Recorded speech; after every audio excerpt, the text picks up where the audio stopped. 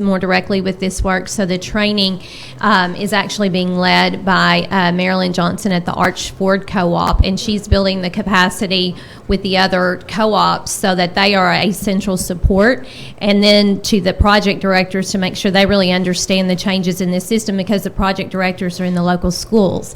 But I will add this, that we are hoping that we can utilize you, Ms. Newton, and I think Ms. Robinson is here, and we're putting together just a short presentation for you all, because we realize one of the limitations at the department, we can't reach teachers at the level that we need to, so that they know and understand, and so they can even say, hey, if this is not happening in your school, if you're not getting personalized professional development in your school, you should be. And so here are the questions you need to ask. So we actually, over the next few weeks, want to put some resources in your hands and in a few others' hands, so that you all are kind of, I'm stealing off of Ms. Kaufman's idea of the ambassadors, so that we have multiple voices connecting to teachers, because that's something we definitely need to improve on. I'm excited about learning and then sharing with all of the teachers of the year from every state that I think will want this in their states. So thank you.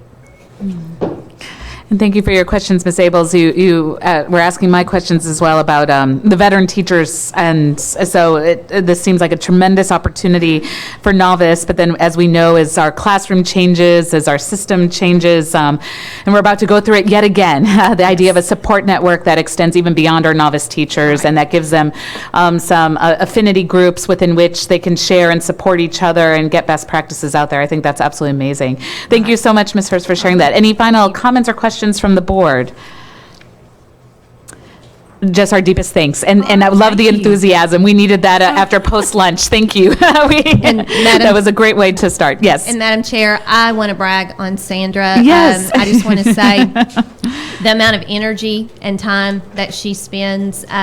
She's like this all the time, and I need it too, because she does a very good job. And I even think Little Rock School District would agree with me at the support that she gives. So she and her team have done a really good job, and I really appreciate them. Thank you. Thank you so much. Thank you both.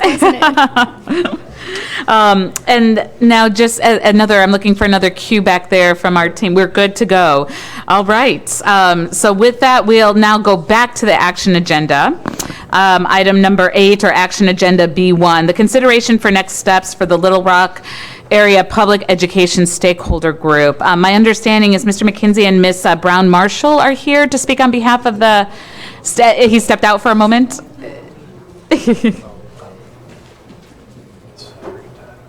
Oh, sorry. No, he stepped out permanently for today anyway. He had a conflicting meeting, but Letitia is with us as well. Okay. Perfect. I didn't see her. Hi. Okay. I hadn't planned on speaking, but we're at the point where we're needing direction from you all. We earlier brainstormed a number of research questions that we thought were going to be crucial to our being able to move forward in answering the questions that the board had given to us to answer. We got an estimate from one entity that ran the bill up way past what we had expected and what we think anyone could pay. So at this point, we are asking for direction. What is it that we need to do in order to find researchers or the data that may already exist that we don't know about, to enable us to answer the questions based on what's current and what's real, as far as relating to the questions and what we feel is germane to answering those questions in a circumspect way. Thank you so much. And I'll just add a little in that I had the opportunity to observe the last meeting of the stakeholders group. I was in town for some other actually commitments tied to this board, and had the opportunity to see one, just the tremendous commitment that each of these individuals have. Even though it was a shorter meeting, you could tell the deep amount of thoughts and the process and commitment to this. And it was purely out of that commitment that they're coming to us with this question. I think one of the challenges, if I could just be a little bit more precise for at least for our colleagues, the focus of the last couple conversations, if I could paraphrase, has been around the research entity and what that might look like. And in revealing of the process, a much higher budget number than was expected, and as the commissioner had shared, obviously something that wasn't anticipated in this process. And then that led to questions of scope and whether the direction was maybe where they could add the greatest value, or if there was other places within the conversation. No one on that stakeholders group was wanting to walk away. I think it was out of the fact that they felt committed to this conversation, felt the great need for this conversation, and just wanted a little bit more guidance in terms of how to focus their time, acknowledging that it's just not in a sort of financially, fiscally feasible to talk about a research entity that we're quoting, at minimum 6 figures or close to 6 figures in terms of support for this effort. And so what else could this look like, or what additional direction could we give out of a desire of not abandoning the scope and what was kind of set out as an objective for this group? Did I don't know if I Absolutely. I paraphrased or... I add a hearty amen to exactly what you said. Nobody's quitting. Nobody's threatening of quitting. We were simply wanting to be able to proceed in concert with what is doable. But in the light of what we feel very strongly about, which is making sure that decisions are based on data that are current, that are as global as they possibly can be. Because otherwise we really don't know how to make good decisions other than what is actually extant in the world that we're serving in our community. Thank you. So with that, I do want to thank you so much for that. And now what I'd like to open it up with the board here is a conversation with your group and some feedback. I know I've given some thought on this matter. I've asked Dr. Barth to give some thought on this matter, as well as both the individual that drafted the original resolution and for all practical respects had been our liaison with the group. And then there may be others here in preparation, having seen this on the action agenda, have given some thought to this. So with that, again, I'd like to open up with discussion and see if we can offer some guidance, hence the reason it's in the action agenda, so that we can commit to some actual tangible outcomes here that can give the stakeholder group the guidance that they're seeking. You want to go first? Okay.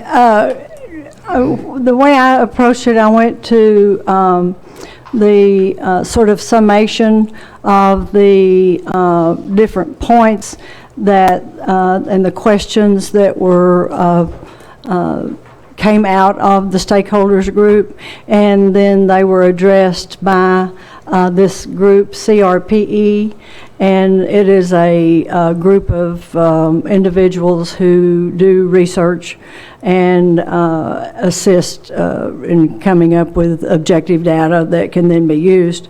And as I looked at them, and I think you all have them in front of you there under, like the initial question, my recommendation to the stakeholder group and to this group to recommend to them is that there has been over time, several different times in the last 40 years, what's called effective schools research, and it goes into what it takes to make an effective school. And the thing that you will find as you go through that research and you access it without paying anything is that there are 4 or 5 things that are consistent no matter when the research was done, what decade it was done in, whether we were in No Child Left Behind or in what testing program was being used or before testing programs were being used.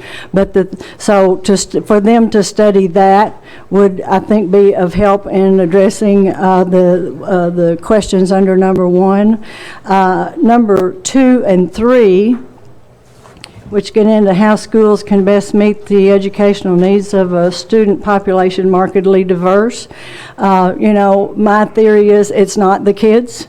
And so if you get the teachers and the parents and the administrators and everybody come up with a way to work together, then it's just a matter of putting the available data and the research together and being sure that the 2 district superintendents and the public charters in the south of the river area collaborate and work together to make sure this gets done. That's 2 and 3. Number 4, there's 2 or 3 different ways this could be done. It could be done through a sampling survey, and Dr. Barth is one of the experts, because I see him on TV all the time in the political realm, about how you can either do sampling research or you could actually ask all the parents and then take the ones who choose to respond. Why did you choose to stay in this school? Why did you choose not to go to that school? Why are some of your children here? Why are some of your children not? And it would, there again, it wouldn't be something that was costly or required an expert to go out and then compile the data. As far as number 5 is concerned, Mr. Poor and Dr. Guess are working on these and enlisting all the available data that they can. And I'm sure that anything that's needing to be done with the leaders at the different charters would work on that as well. And number 6, we can use examples that are already in effect. For example, I know KIPP is working with Lee County and Helena, West Helena, and on the to and through concept that they came up with. One of the teachers and their schools are visiting back and forth with the go-to-meeting kind of things. They can mentor and find places to find mentors. Like if you have a weakness in your district, find a district that's a strength in, or a charter versus charter, or however it might be, and then do some pairing and mentoring in that way. And just taking the data that's already available and then using the data and applying it to the south of the river districts, we could come up, with this. And another thing, Miss Edwards, who is another very good member of that group, was asking about the ESSA things. So I think if that group watched the September 28th meeting, when there were several people that gave some, Arola, Denise, who's working with the stakeholder group and the ESSA group, the stakeholders and group, and the, what do y'all call your ESSA committee? Steering committee, sorry. And, if because the kind of information you all are gathering that will be used to go forward is the kind of thing that Ms. Edwards, she was sort of, I think, wondering if they had been left out of that mix in some way, not knowing maybe that they were live streamed. And, we do the best we can, we think, to make sure everybody knows who we're talking to, when we're talking, when the meetings are, etc. But Ms. Edwards has a day job, so she may not can stop and look at that, but teaching them or making sure they are aware that these are archived and they can go back and look at them. But that meeting in particular, because I'm watching all of the stakeholders meeting as well as your steering committee, and so many of the things she was asking were the things you addressed 2 days later at that steering committee meeting. So I think it's just a matter of the stakeholders have, felt like, I'm sure they're drinking out of a water hose instead, or a fire hydrant instead of a water hose, but they're trying to get up to speed as quickly as possible. And for those of us who are on the board, as well as those of us who are educators, and Ms. Newton and I have been in it a long time, we can point them in the direction of the research that's being done that effective schools are using now. And then I'm sure both superintendents and the charter school people are familiar with this research, whether or not the stakeholders group are or not. So the good news is everybody wants all the kids in the state of Arkansas, and that includes the kids south of the river, to be successful and have good access to good quality schools.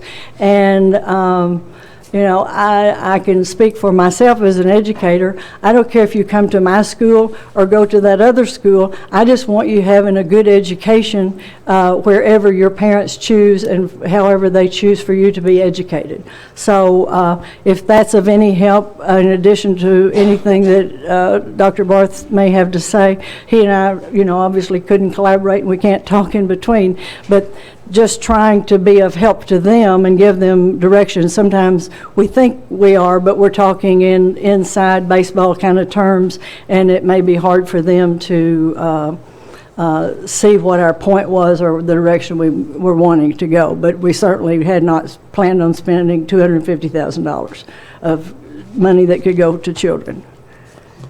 Thank you, Ms. Zook. Yeah, that was a low number, that's right.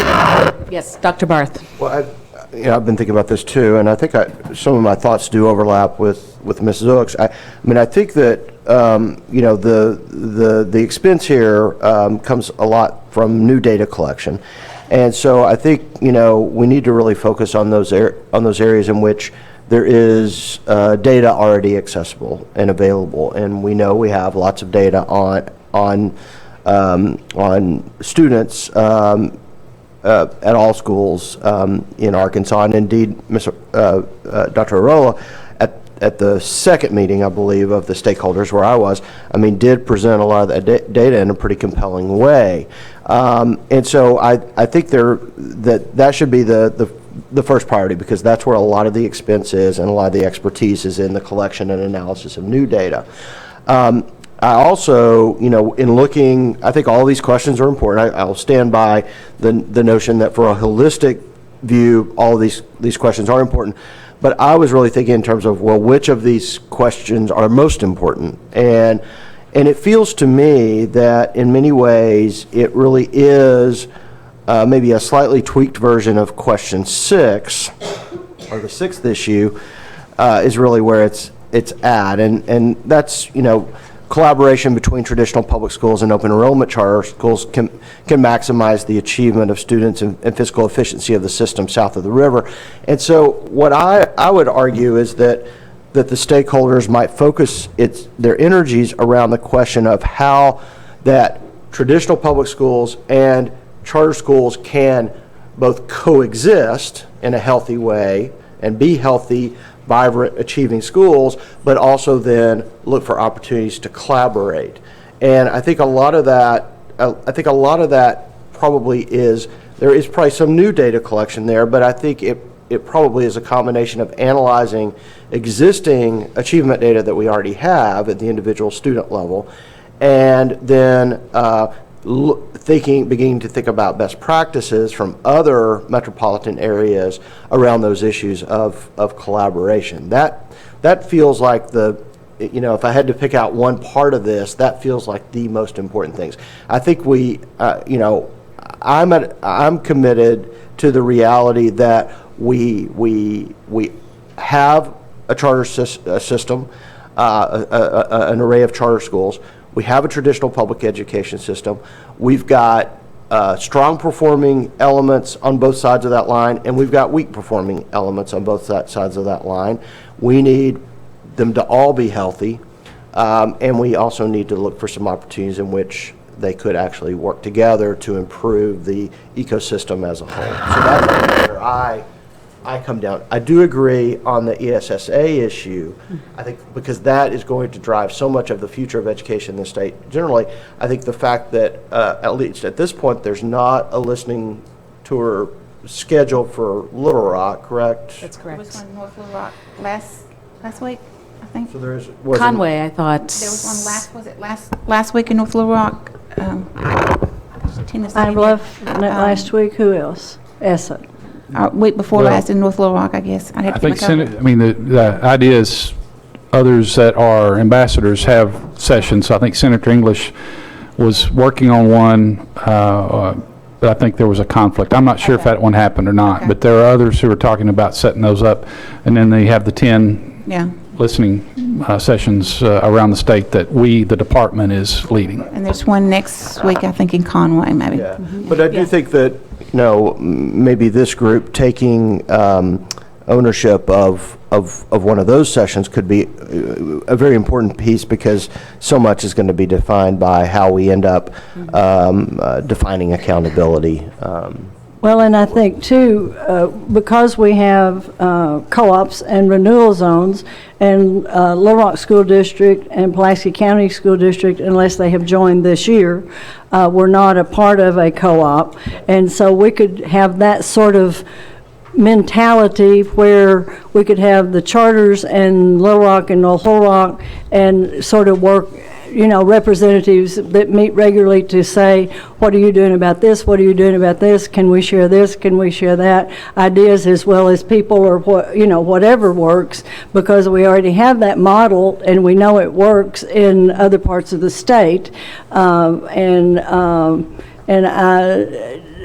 I have not met anyone in any of those groups that don't want to work together and work to find out, oh gosh, you're doing this and that worked. Well, I hadn't even thought of that. Thanks. Can you send that teacher over here and give us a PD, or, that kind of concept, and, work with it that way. And actually, Ms. Zook, my thinking on this is actually very well aligned with your last point there, and piggybacks off, I think, Dr. Barth's. We spend so much time, and the conversations we've had around Little Rock have been spending so much time on the worst performing schools, right, and our challenges. And one of the things we've always talked about with charter schools is it was supposed to be an opportunity of incubators of excellence that then could feed into the traditional public school, or at least have that dialogue with the traditional public school system. And so I wonder if in the search for number 6, because I agree with Dr. Barth around, I think that there's when I walk away and think about my vote from back in March in regards to this, it was largely tied to that number 6. How do we create a system of collaboration between traditional public schools and charter schools? How do they coexist to the equal benefit of all students, so that some students aren't necessarily benefited more than others, or some are hurt as a result of decisions that are made? And one thing that we've talked about that hasn't been fully documented is what are the best practices in the public schools and in the charters. What if we looked at the top tier charter school, asked the stakeholders to look at the top tier charter schools and public schools, had them come in before them and talk about what they're doing well, and that we document that, and then we ask them the question, well, how can we share this moving forward? Because part of collaboration is communication, right? I mean, we have to, there's always going to be, and we'll never completely, I think, get rid of sort of this competitive nature, and maybe in some ways we don't want to. When I hear some of the folks from LRSD, even those that are here in the audience today, say to me, we're trying to win back those charter school kids, right? I mean, is that necessarily a negative thing that they're saying this? I don't know if competition is negative, or if that's even the right question into this. What I do know is communication on what works well, right? And it's definitely with different subpopulations and with groups, and especially when we know that, if kids are coming from different areas and we can see what somebody really honing in on what they do well and being able to share that in a more systematic way that lends to this collaborative nature. And again, I think the outcomes and recommendations at the end are still to the stakeholders group, but I wonder and offer a part of process in prioritizing, again, these orders, if there's consensus here that number 6 is where they prioritize. And again, this may be too specific. Maybe it's just more food for thought for the stakeholders as they move forward in the process. But maybe there's a place here to bring forward those best performing charters and public schools and have a conversation about why do you think you're having this success? Is again, food for thought for all of us as we continue this. I see Ms. Newton with question, comments. When I looked at this, I kind of looked at it through the lens of a teacher and looking at curriculum and planning. And one of the things that we do, if you look at the big picture, you get overwhelmed. And that's kind of how I felt when I read this. But when we look at teaching, sometimes we think about, well, what results do I want? Yeah. Okay, and what's the essential question that's going to get me to that result?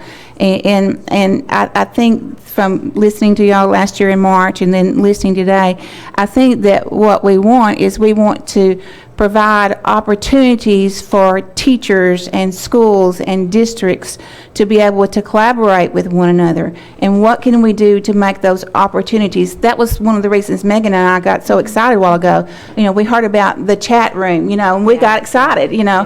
And that was an opportunity for a teacher in a small district to be able to collaborate with another 7th grade math teacher. You know, what can we do to create those opportunities for collaboration and sharing those good ideas, those good things that are happening in the public school, that in the charter school, wherever it might be, and just creating that atmosphere that we're all in this together. And our common goal is for every child to have an opportunity for a good education.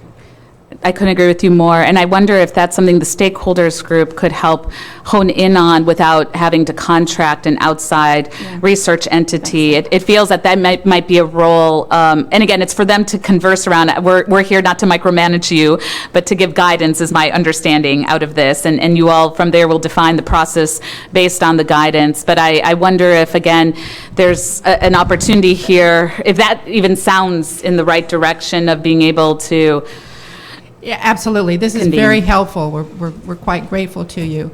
We recognize that a lot of information is out there. Our big challenge has been, well, how do we get the out there in here? Yeah, what are the exactly. mechanisms that we can use? And we're very interested in what works. I remember being so excited initially when I heard the concept of charter schools. I thought, oh, laboratories. We can figure out what it is that works in kind of a microcosm and begin to migrate that out a lot further. So your direction has been helpful. We'll be continuing to work with the excellent staff at the Department of Education to take advantage of those resources that you have identified.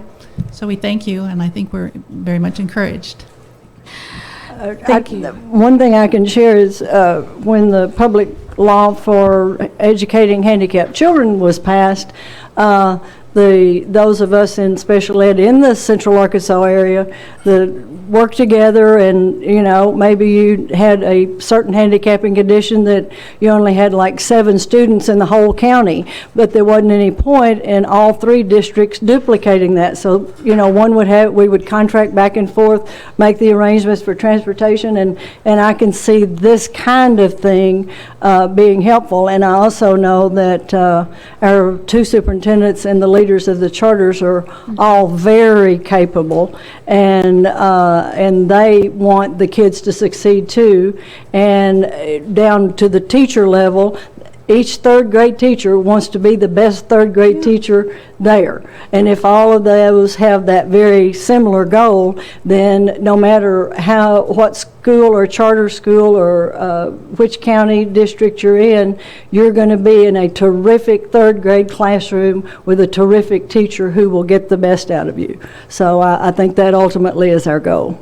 Thank you, Dr. Barry. You know, and I'm really sensing in this community in particular just a tremendous interest in these conversations. I know at least 2 churches that are having you know, major investments of time this fall on exactly these conversations regarding public education in Little Rock and south of the river, and with an eye to, you know, both what does a healthy traditional education, public education system look like, what is the role of, and what does a healthy charter system look like, and how do they work together? I mean, I know of two churches that are having that conversation right now. So that says that this isn't just something that is a kind of educator level conversation, but really out in the community as a whole as a result of the events of the last couple of years. Right, and churches are even adopting different schools. And if they needed painting, or if they need a little extra this, or they need the Dolly Parton Imagination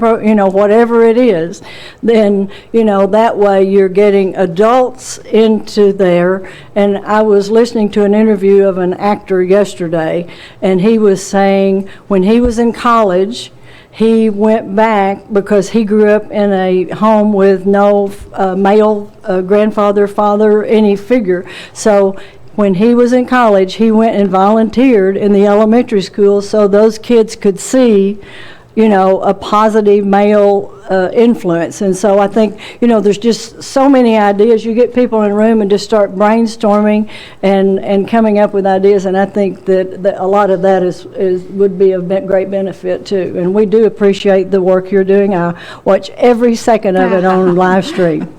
Thank you very much. We do believe that the power is in communication and collaboration, and we intend to model that for our community. I was at one of those churches Sunday.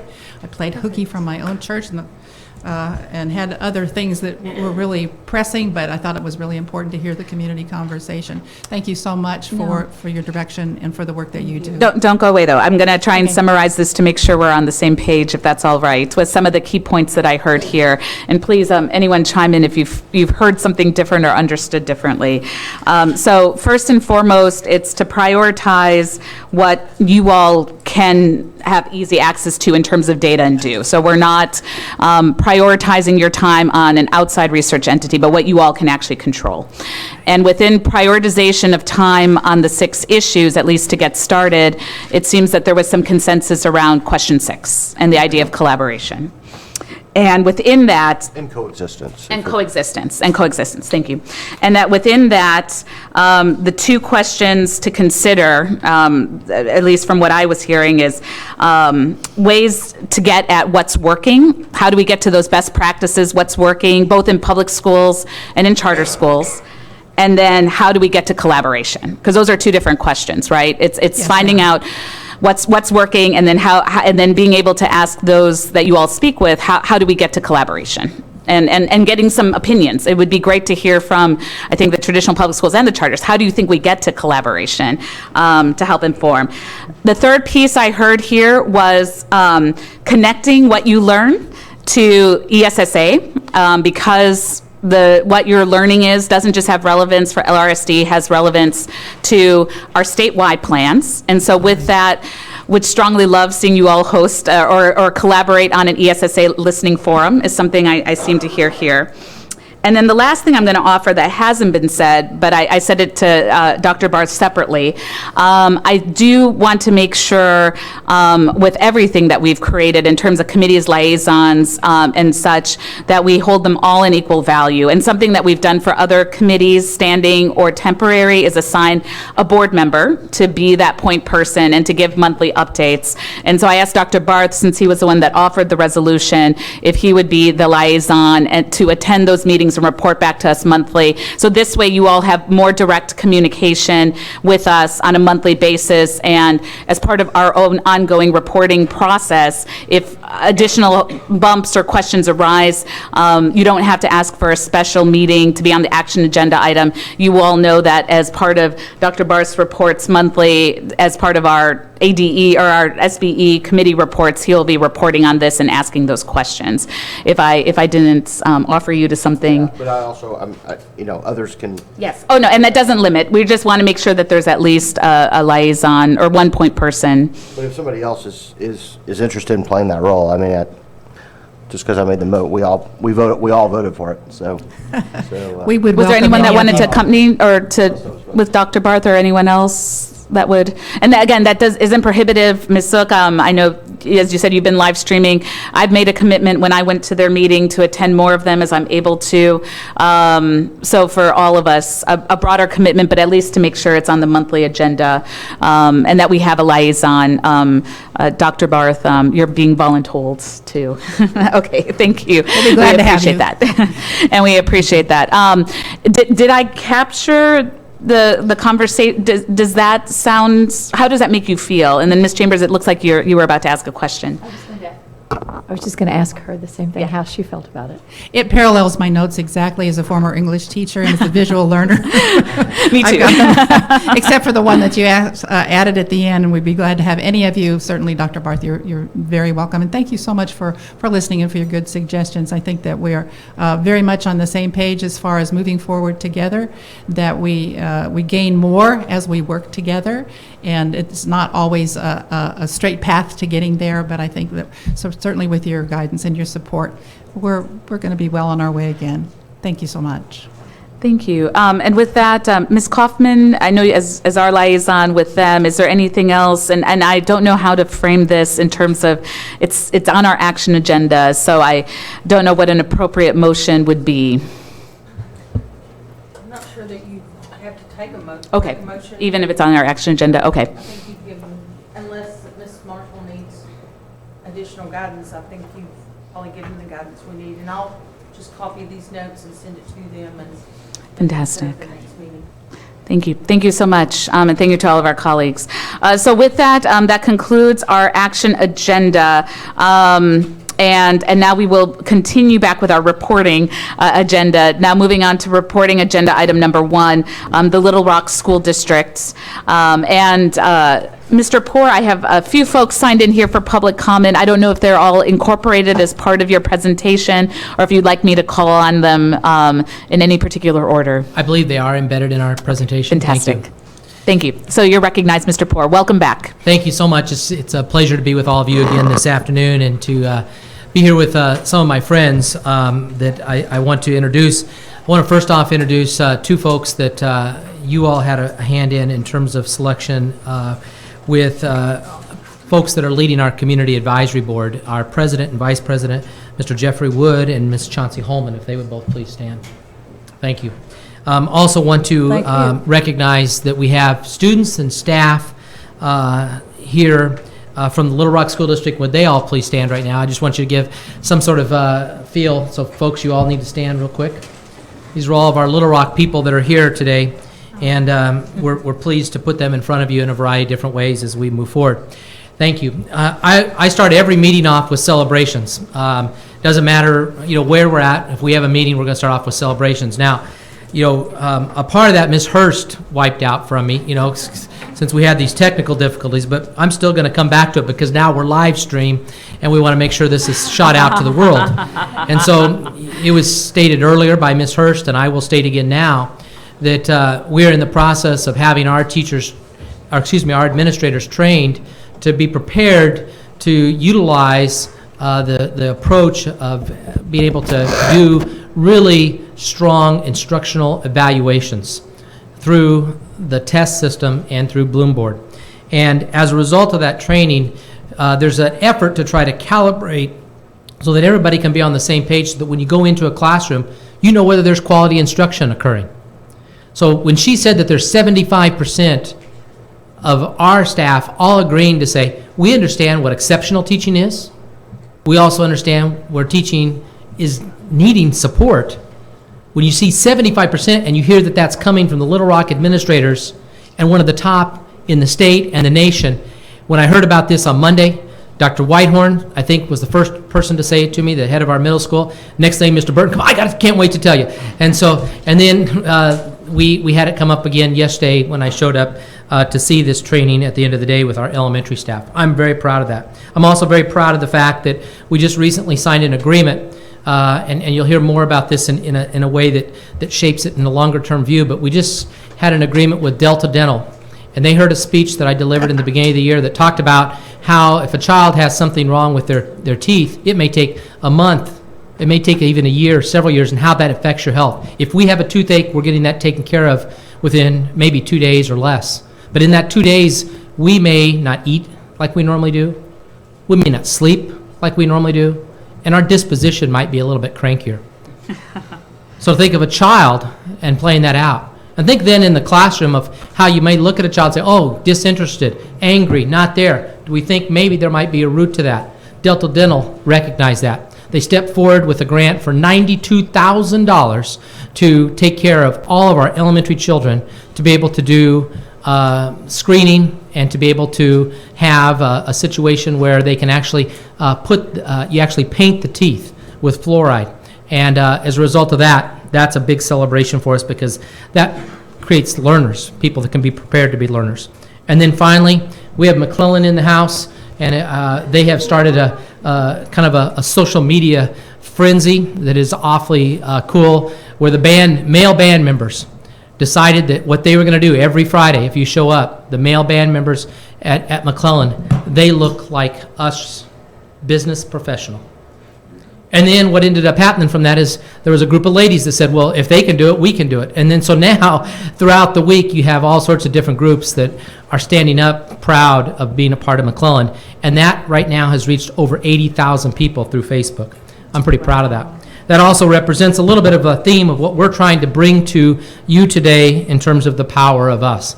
And I hope that the PowerPoint will show up now magically, and we'll start to proceed with that. When we think about the power of us in terms of what we want to do in terms of trying to move forward, and my slide's not moving forward, guys. There it goes. So often when we think about it, and maybe you've even had this in your own thoughts somewhere during the different parts of your life as a young person or as an adult or even as a state board member, to think, what can one person do? Is one person able to have an impact? And I believe that one person can have an impact. And we all need to empower ourselves to think that we can go do something for children. I know that's why you serve, but we need to have that message spread out. Of course, if you get collective action of people all working together, now significant change occurs. Collective action. I've seen some pretty wonderful things within our community. St. Anne's Episcopal Church goes and works at one of our elementaries, and when they come in, every child has the following things happen for them.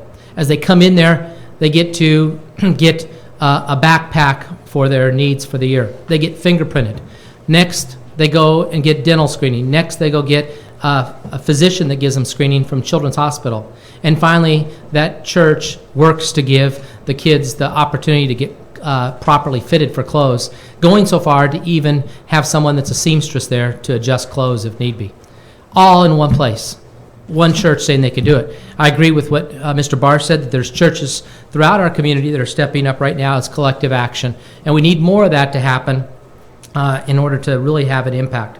And of course, the other thing that can happen, especially as those of you that listen, whether out in the audience or live streaming today, or you as state board members, that collective action where you go move others. The things that you now will say about Little Rock School District at the conclusion of this, I can't tell you what to say, but the power of your voice will have an impact. What you go say to others tonight, tomorrow, this weekend, at church, across the fence, or back in your own business environment will have an impact on this district. Everything that we do truly does matter. Now, you will always have me try to be as real as possible with you. We have challenges, and I'm not going to, dive just huge into everything, but obviously we have schools that have academic performance issues, and you can see that we have 5 distress schools, and a part of my presentation will be to talk about the plan of what we're trying to do to move those schools out of distress, and we also get the opportunity to talk to you next month specifically about our status in terms of a quarterly report. We know also that it's just as important we don't backslide with the 2 priority or 16 focus schools, because we've got to move that whole group forward.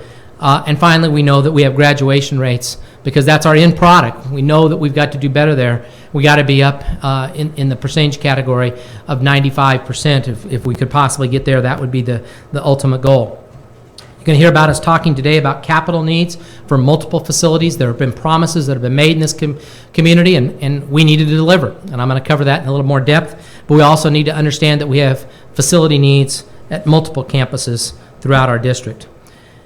We need to create an equity of support so that others have those same support systems, whether it's through environments of a church, a faith-based organization, whether it's through social organizations, whether it's through community business leaders stepping up. And I hope that you'll start to see how that's being shaped and brought forward. Our middle school enrollment is a challenge, and I can tell you that one of the things you'll hear today is one approach that we're doing to attack that middle school enrollment with project-based learning. We have antiquated business systems. As an example, we have a phone system that this district's been trying to implement for over 2 years.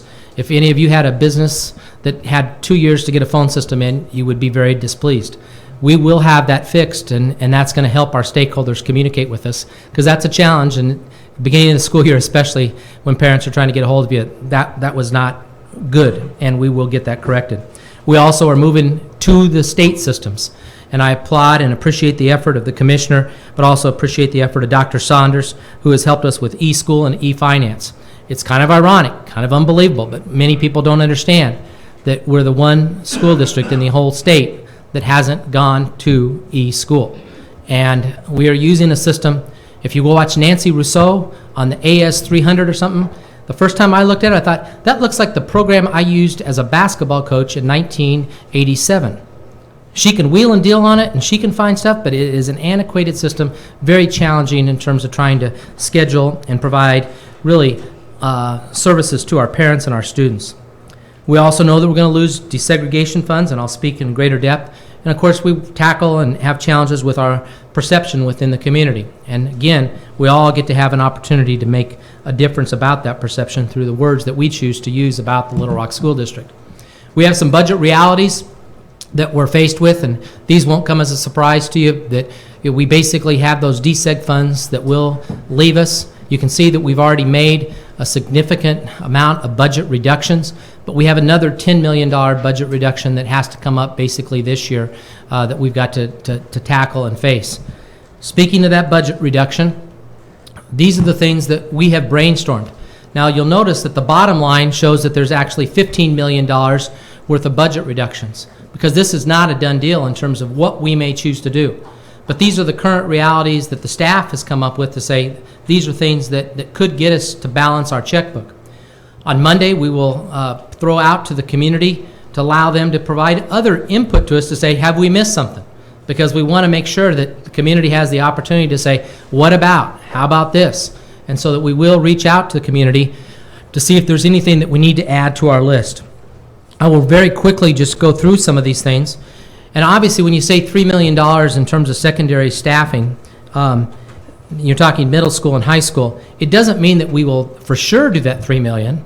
It just means that if we did it with full intensity, came right down into a formula number, we could receive as much as $3 million as a budget reduction. I will tell you that as I've walked classrooms throughout the school district, in the middle school and the high school, I've only seen one high school, one middle school that had 25 students in it. The standard can be as much as 30 students. So if you just start to think about that, we can tighten our staffing. But it's also important to note that we have to do it in a system of thinking about it instructionally. Many of you have been in Central High School. And if you go into Central High School, their classrooms are that much tighter, that much smaller. You couldn't fit 30 kids in there. So we have to kind of think of it in a system approach, and we have to be smart of how we make these reductions so that it doesn't impact children. The next two items are actually items that we think that we can move forward, and it'll probably have the least amount of controversy, but the first item of transportation is really the transportation that currently exists for the school district as we move students to Pulaski School District and as we move them into North Little Rock. And so that will get eliminated as this DSEG order gets carried out. We also can tighten our own transportation system, and that could end up being about a 1.6. Various stipends, and I know that there'll be teachers that'll be watching this right now and wondering, well, what does this mean? It's just one of the possibilities. And of course, those are challenging decisions, but we hope that by being honest and in front with what are possible, we can look at those and determine whether it's the right call. Next, health insurance. That's a very challenging one because, again, it impacts our employees. But if you look at it, the Little Rock School District initially had a health payment where we were bringing in $350. If you look at that compared to the rest of the state, our contribution was so much more significant than any other place. There's already been a reduction made to bring it down to $275. Basically, every $25 that you reduce in terms of the district contribution, it nets us about $1 million worth of savings.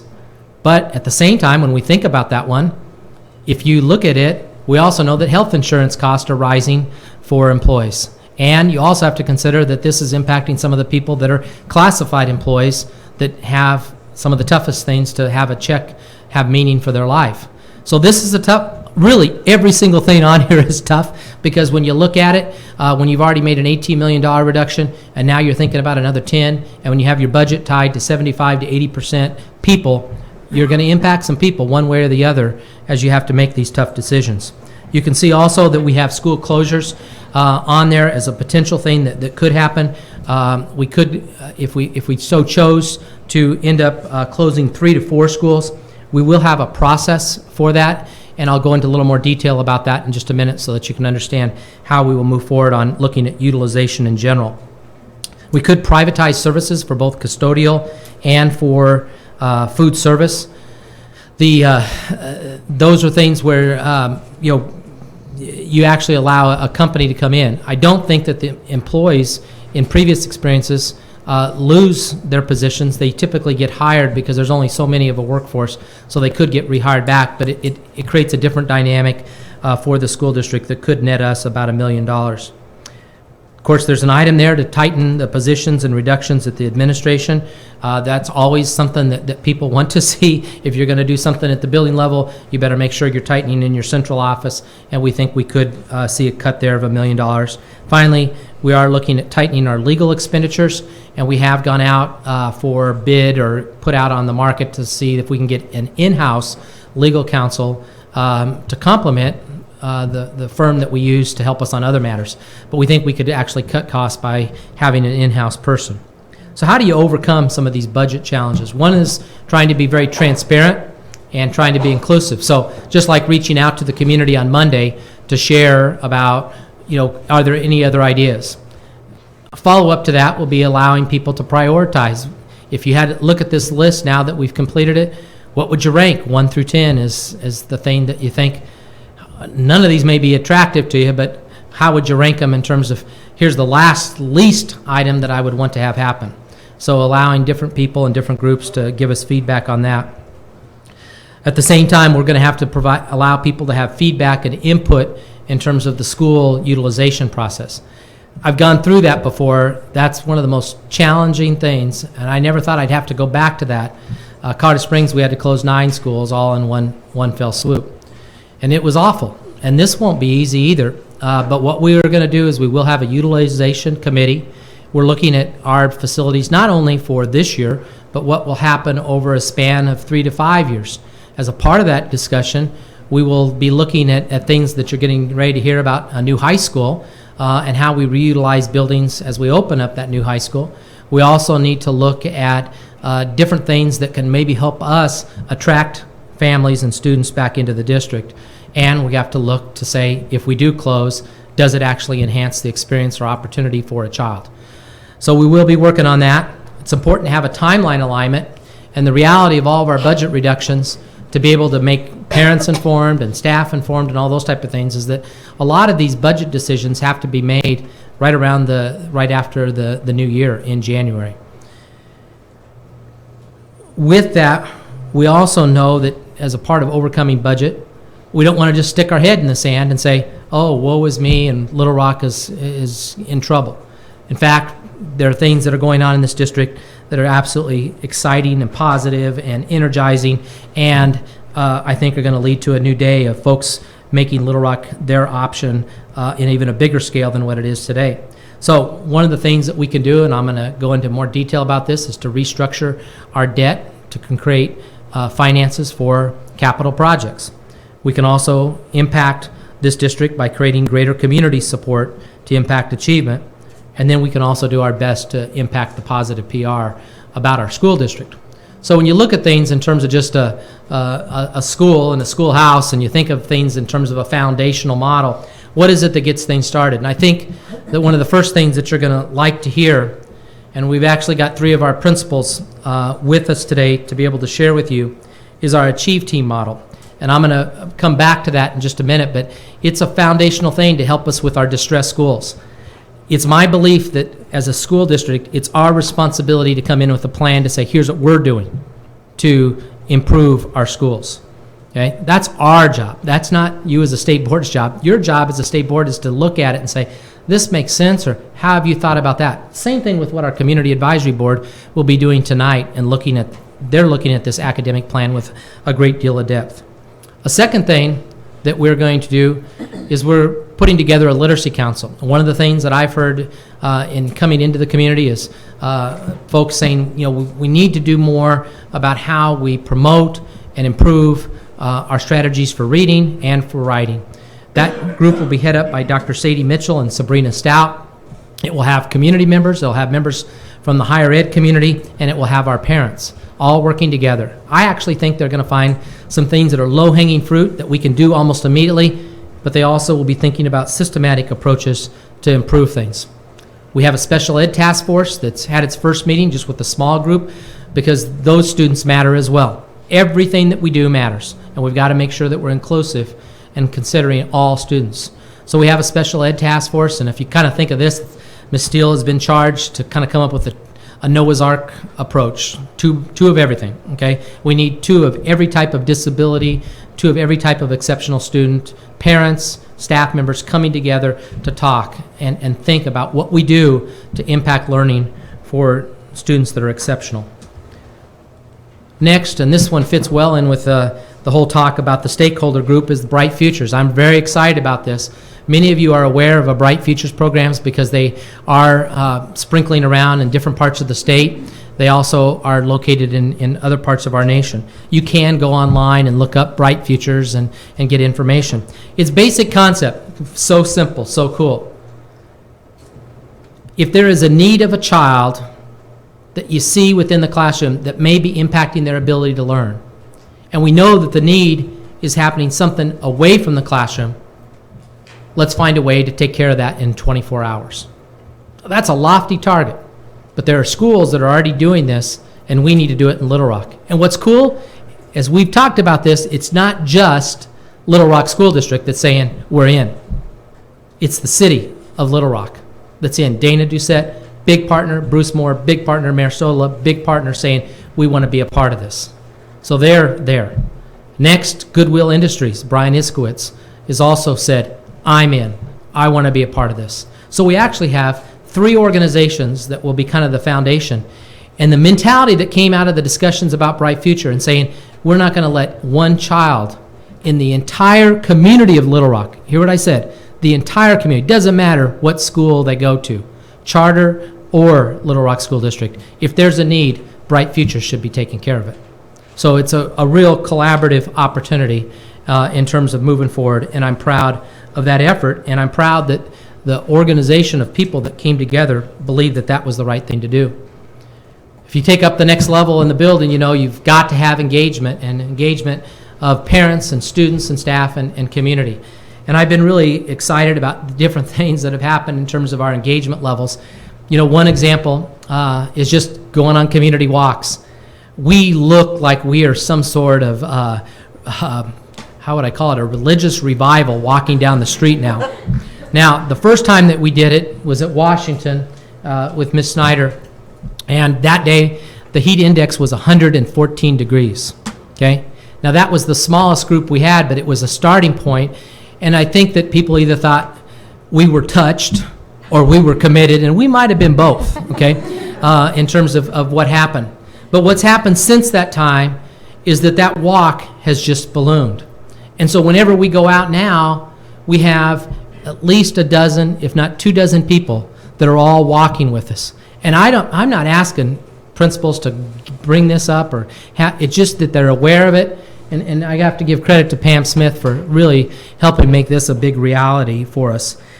One of our other principals, Mr. Williams, that's here from Henderson, he went on a walk, and this is the impact of those community walks and engagement. And he knocked on a door, and I wasn't with him, he was with Dr. Whitehorn, but he knocked on the door, and the parent came out, and they said, well, we go to Lisa. And he said, well, that's all right, I just want to talk to you. Well, by the end of the conversation, he goes, wow, you're really a great guy. And Mr. Henderson being, Mr. Williams at Henderson, said, why don't you just come up and take a look at the school? Just take a walk. So those types of outreaches are having meaning, and I think that you're going to see, as I go through some of these other slides, how community is really stepping forward in significant ways, and I'm very excited about that. One of the more significant ways that they're coming forward is with career development centers, and I've got a specific slide to show you on that, but really trying to move forward with the high schools to have career centers, similar to some stuff that we were doing in Northwest Arkansas and bringing it to Little Rock. And I'm excited about that. Equally excited about project-based learning environments. So on these career centers, we know right now that construction, medical, the teaching profession, technology, and aeroscience are our first 5 career strands that we hope to open next year.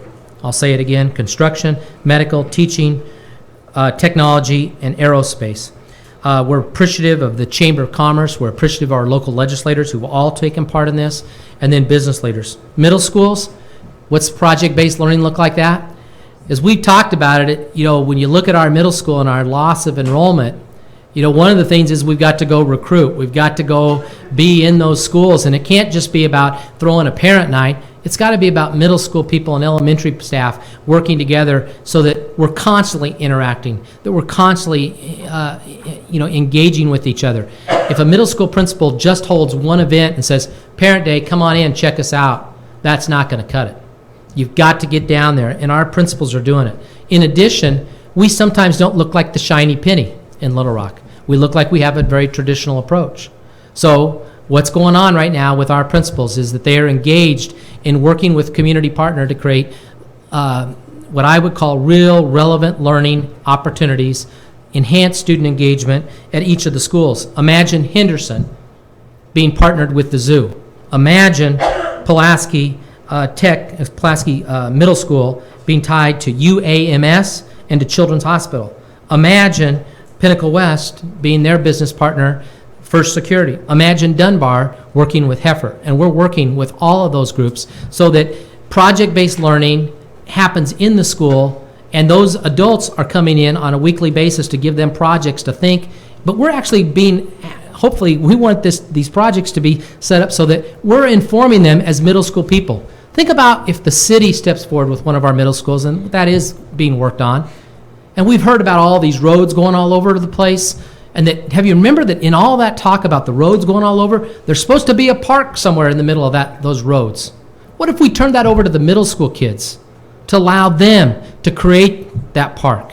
Design it for what would draw middle school and elementary kids. What if we allowed those middle school kids to think of what does it mean to have special needs students at that park? What does it mean that adults might need at that park? What would it mean in terms of safety? What about sustainability? Allow the middle schools to do it. They will blow the socks off the adults. We need to have businesses step up to help us with that. Next, we will be talking more about this when we come back in November, but we are working on a student report card. The student report card might throw you off a little bit because you think of that in traditional terms, or you might think of it in terms of, moving away from grades. We're actually talking about a student report card system that would give a better indicator to our parents about the growth that we're having, because the key is growth during the course of the year. What happens from when those students arrive in the fall to when they leave in the spring? And we're working with the Office of Educational, the OEP office out of Fayetteville, and Dr. Cummings, who's here today, has been my right hand helping me with that, and I appreciate her support. We're also working to bring together a group, and one of your very own board members has been probably the big champion, Mr. Fitzhill, to help us on that effort, bringing together a variety of different folks to say, how can we go enhance our athletic and also our performing arts? Because that has to happen too. That's a well-rounded thing, and it happens in every other school district in this state. It needs to happen in Little Rock, and our students deserve to have the best facilities that we can possibly provide them. We also know that we have to do things to improve our capital improvements. That's everything from utilization to also our Southwest High School in terms of moving forward. So all in all, when you start to look at building the house, we've got a lot of things here that we're trying to do. And to be honest with you, if you go to superintendent school or you go to the Board of Education school, they never tell you to spend more than 2 plates, and you can see there's about 10 big plates on there. But you know what? Our kids need it. Our kids need it now. We cannot not be aggressive. And so you have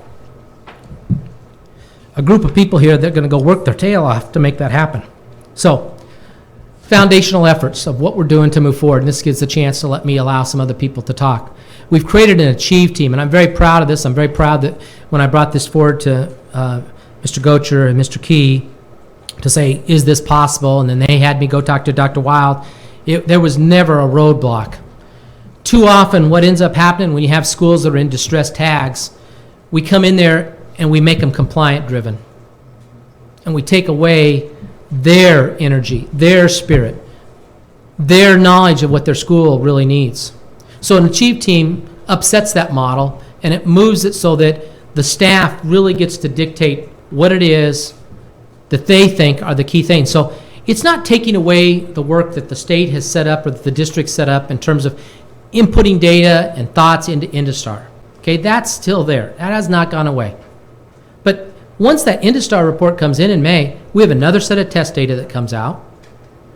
We have new staff that all come in. And so the dynamics of those schools change. And then from that, you start to think, what are the 2 or 3 things that can really move the needle? What are the 2 or 3 things that this school can go do to impact achievement and impact their culture and allow that site to have ownership? Now, when they have that ownership, they create the 2 or 3 things they want to do, and they think about what are our stumbling blocks. And then what we do, and this is pretty remarkable, we come in, they have a team of 5 or 10 people that might be in the room. We come in with 25. Now, that's not to go try to win a vote. That's the superintendent and staff. It's the ADE staff, Dr. Wild, Mr. Tolbert, Ms. Streeter, who are all there at the table trying to find ways that we can go support these schools to make sure that they have performance, to make sure that we have a way to follow up with them, to make sure that we have a way to monitor their achievement.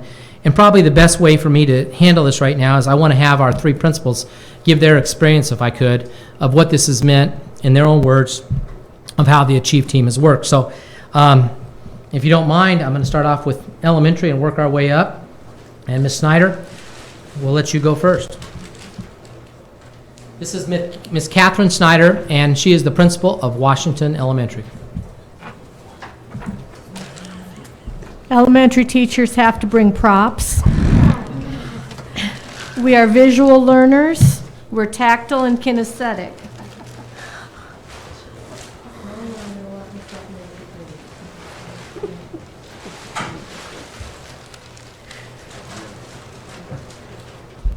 I'm not sure if Washington was the first of the 3 to meet as an Achieve team, but I want to try to be quick and brief. However, when Superintendent Poore brought the 3 of us together in July, he rolled out his Achieve team model. And I came away with what I've been calling the 4 A's. He wanted us to be very aware of our needs by doing a needs assessment based on data. He wanted us to think a lot about, are we able to access what we need? What are the barriers or impediments in our way? The Achieve team would be the way to get past those impediments or barriers. But then he also wanted us to understand as school leadership teams that we would be highly accountable for our results.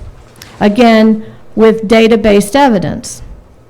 So our team came together, and in August, our entire staff looked at the ACT Aspire test data for Washington. And I mean everyone, non-certified and certified staff, spent a full day tearing apart our data. And we didn't look at other data other than ACT Aspire, because even if you're a kindergarten, first grade teacher, you know that you've got to get them ready for a 3rd grade ACT Aspire. So we wanted them to pick apart, what part of this data do I as a kindergarten teacher or a first grade teacher or a media specialist need to play. We then also did some things looking at school culture, because we're trying to build leadership capacity, teacher leadership capacity. That fit right into the Achieve team. So we looked at the data in vertical teams. We looked at it at grade level teams.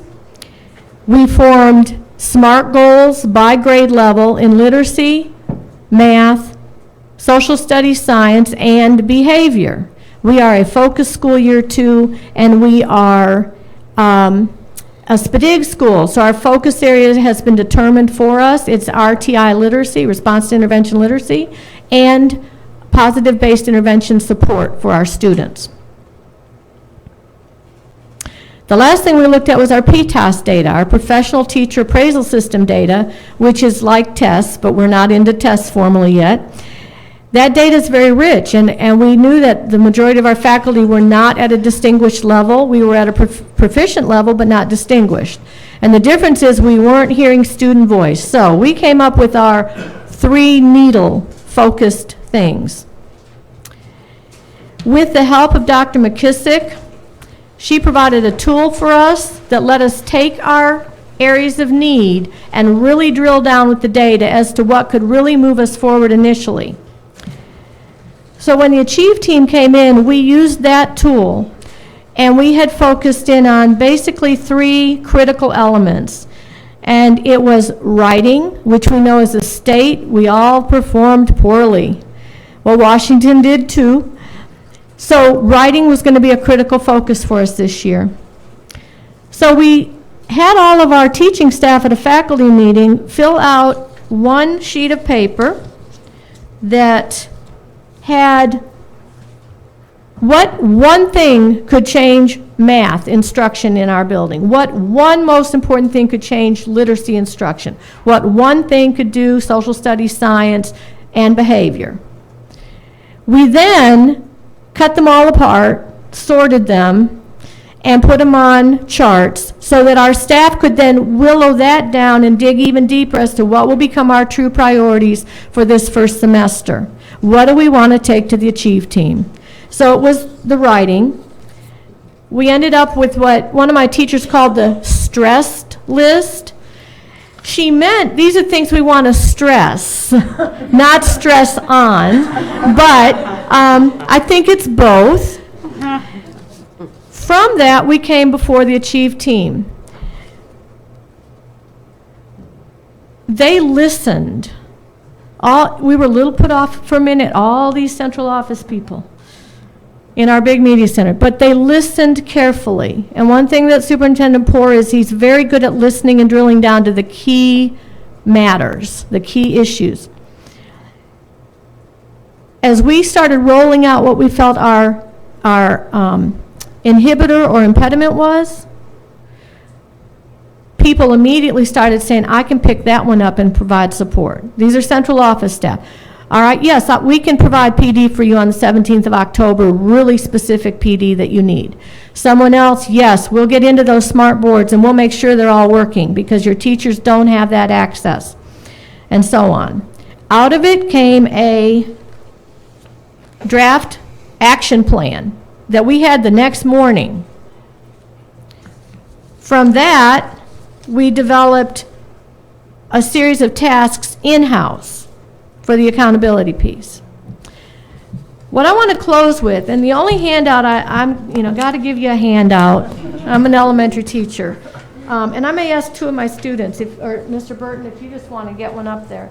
I want you to hear feedback, because that's the most powerful thing. We walked out of that meeting, it was so emotionally charged when we left after just 2 hours. I'm not going to read all of them to you, but these are actual quotes of feedback from faculty and staff and a parent that were present at that meeting. But here's one that I do want to read, and then I'm going to defer to my colleagues. This was one response that was texted to me that evening by a member of our faculty or staff. I am very impressed with the Achieve team idea and the great possibilities that it will bring. I like the fact that our new superintendent is willing to listen to our needs and concerns. Not only did he listen, but he brought his entire district leadership team to make sure our needs were met. There was immediate follow-up with those individuals that had tasks to fulfill. I saw evidence by the end of the day. I see this process and structure creating a huge impact on our students, teachers, parents, and community. The team plans to meet again in November with hopes of discussing outcomes from our initial meeting and developing our next steps for future growth as the semester progresses. That's the Achieve team experience at Washington to date. Thank you.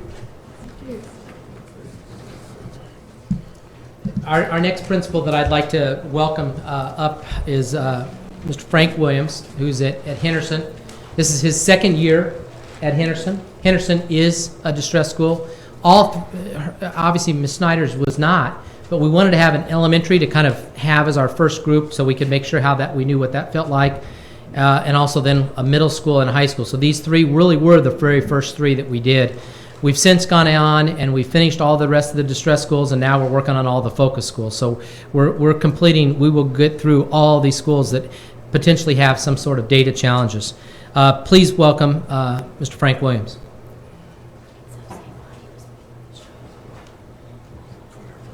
Good afternoon. So I'm passing out some props because number one, you guys seem a little uptight. And then Number two, I want you to make sure you kind of remember what it means to be a middle school kid. And then we're also going to use that for some instruction as well. But there's some things that I heard, and the things that I heard from members reminds me of what the Achieve team actually meant to Henderson. I heard Ms. Zook say, if you go to that school or that other school, I want you to have a good education. I also heard there's always a concentration on the worst performing schools, and there's always a concentration on the worst performing students. Every child have an opportunity for a good education. I also heard a former English teacher and a visual learner. And finally, Mr. Poore mentioned a shiny penny approach. All those quotes goes into what I believe, or my perception of how the Achieve team could not just help Henderson, but help McClellan, help Hall, help J.A. Fair, help Central, help any school in the district, not just the schools that are perceived to be low achieving. So when I had the opportunity to plan for the Achieve team meeting, I looked at two indicators. And the first indicator was I had to take ownership of my own leadership. And that is ID 10, which states the leadership team regularly looks at school performance data. We look at data all the time, but how do we actually put that data into action? So with the Achieve team, I had the opportunity to somewhat scream for help, to let them know that I need to get better as a leader, to make sure that when we look at data in our leadership meetings, that we leave that leadership meeting putting that data into action. And after leaving the Achieve team meeting, we had commitment from district personnel to make sure that I get the training that I need to make sure when we leave a meeting that I can facilitate that meeting with our leadership team and teachers, so that we're not just looking at student achievement data, we're not just looking at observation data, but we're going to leave that meeting knowing that we're going to be able to put that data into plan. And then secondly, the final thing that Mr. Poore said was the shiny penny approach. And I call it just as it is. I want to make Henderson more sexy. Simple as that. I want to make it more appealing to others. I want to be able to compete on a state level and a national level. I would like to be at a point where kids want to move from their cities and come to Henderson Middle School. And that's what we all want in terms of competition. And that's a healthy competition, because in that case, then it truly doesn't matter, Mrs. Zook, what school you go to. You're going to get a good education. So I have those props there, because one of the things that our observation data shows us is that sometimes our teachers struggle with engagement. And when if we look at those props, let's imagine that those props are a football team. That guy in the blue, he's an NFL football player, all right? He's an NFL, he's made it, he's been drafted, he's the #1 draft pick. When we move to the on the left and the very right, we have two college football players. They're still all on the same football team. Those are the talent level. Maggie Simpson to the left, she's in junior high. She's junior high football. She's not even at Little Rock Central yet. She's playing junior high football. And then Homer Simpson, he's playing Pee Wee League football. So when we look at those various talents, now take those various talents and let's put them all on the football field for practice. Give them one coach. How do we take all those varying abilities and put them all on the same practice field and not let Maggie Simpson get hurt? Or if feelings get hurt because there's a language barrier and she doesn't necessarily want to answer a question. Or Homer Simpson's feelings get hurt because he has ADHD and he doesn't always want to raise his hand. So whatever the varying abilities that are coming with, or the various challenges they're coming with, how do we put all those varying abilities together and still have success? Not necessarily proficiency, but I want every student that's coming to our schools to have growth, to leave there better than what they are. And that also is for the staff that's there also. When you walk into the building, you're supposed to leave there a better person as well. If we're truly engaged in education and fostering relationships, we want the people to come in having that same luck. So we use the Achieve team to basically thresh out a program or a strategy where you'll go into a classroom, every one of those students will be getting exactly what they need, because we say differentiation so easy.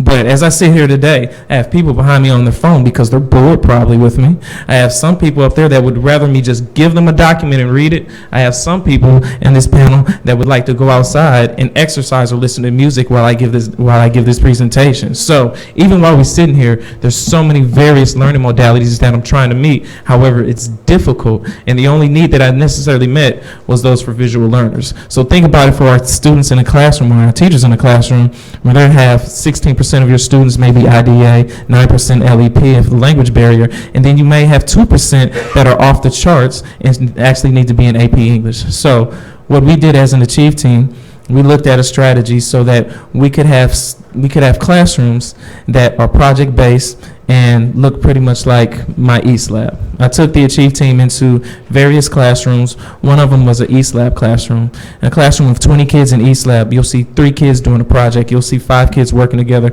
You'll see 2 kids working individually. You'll see another couple of kids working on a totally different project.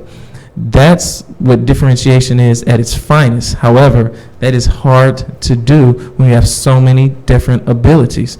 So we went into another classroom, a brand new teacher. He's going to be awesome, and he's going to be sitting right where you're sitting one day, I guarantee. He was so excited about science and what he was teaching. However, only the other kids that are excited about science were just excited as he was. So to mesh all these ideas together, again, we're looking at a program and a strategy that's going to help us differentiate instruction at that level.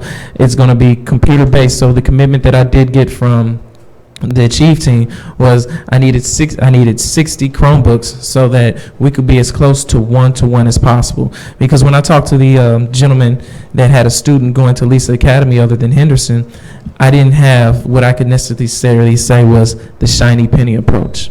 This approach here lets me tell him, hey, you know what?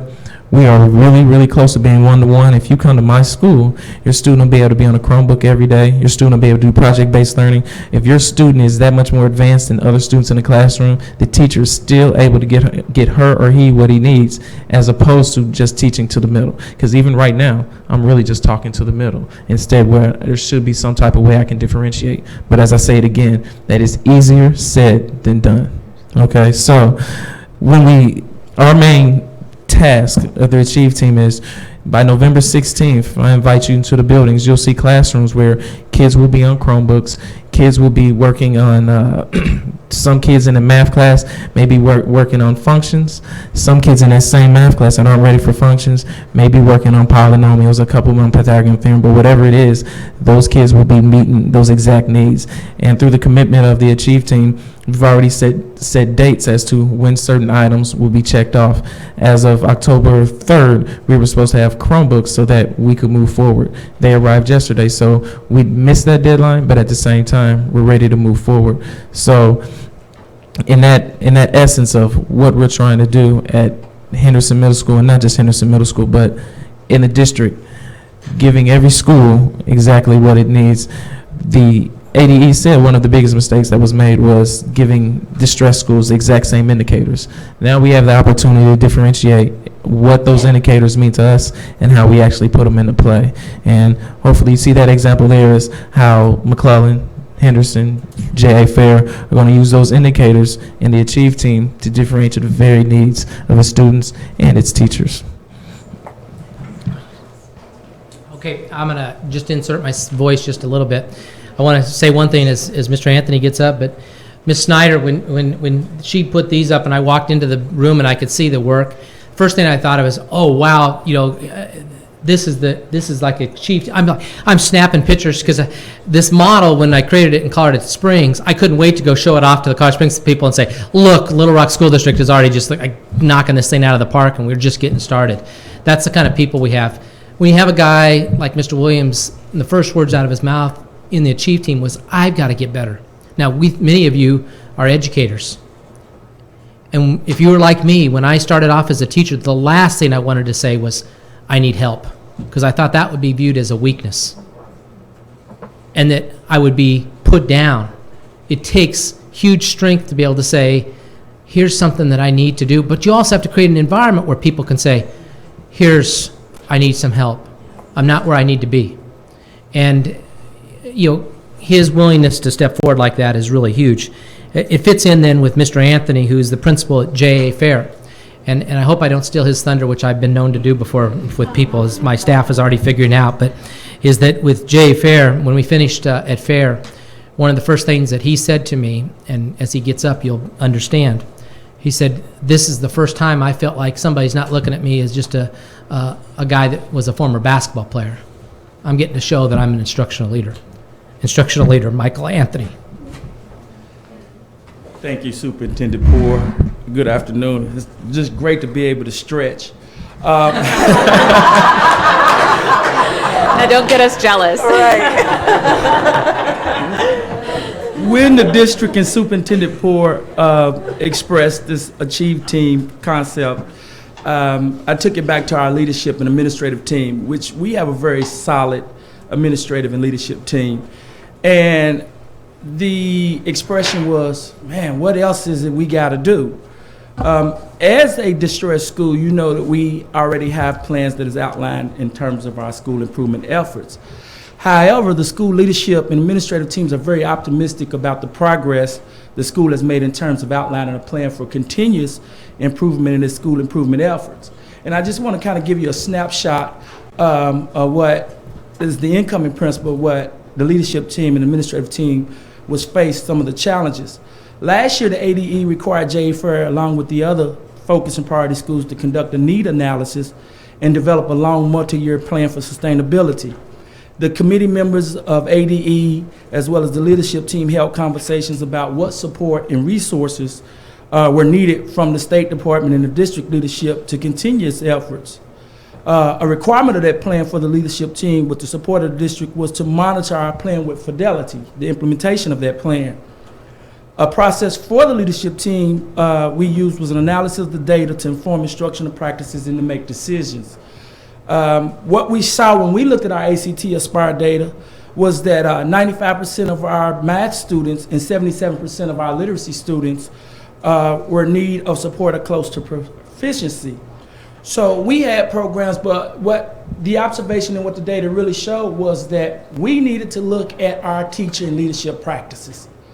And we needed to provide intensive support within the classroom. We have programs, but when you have a great deal of students that need that support, we got to delve directly into the classroom.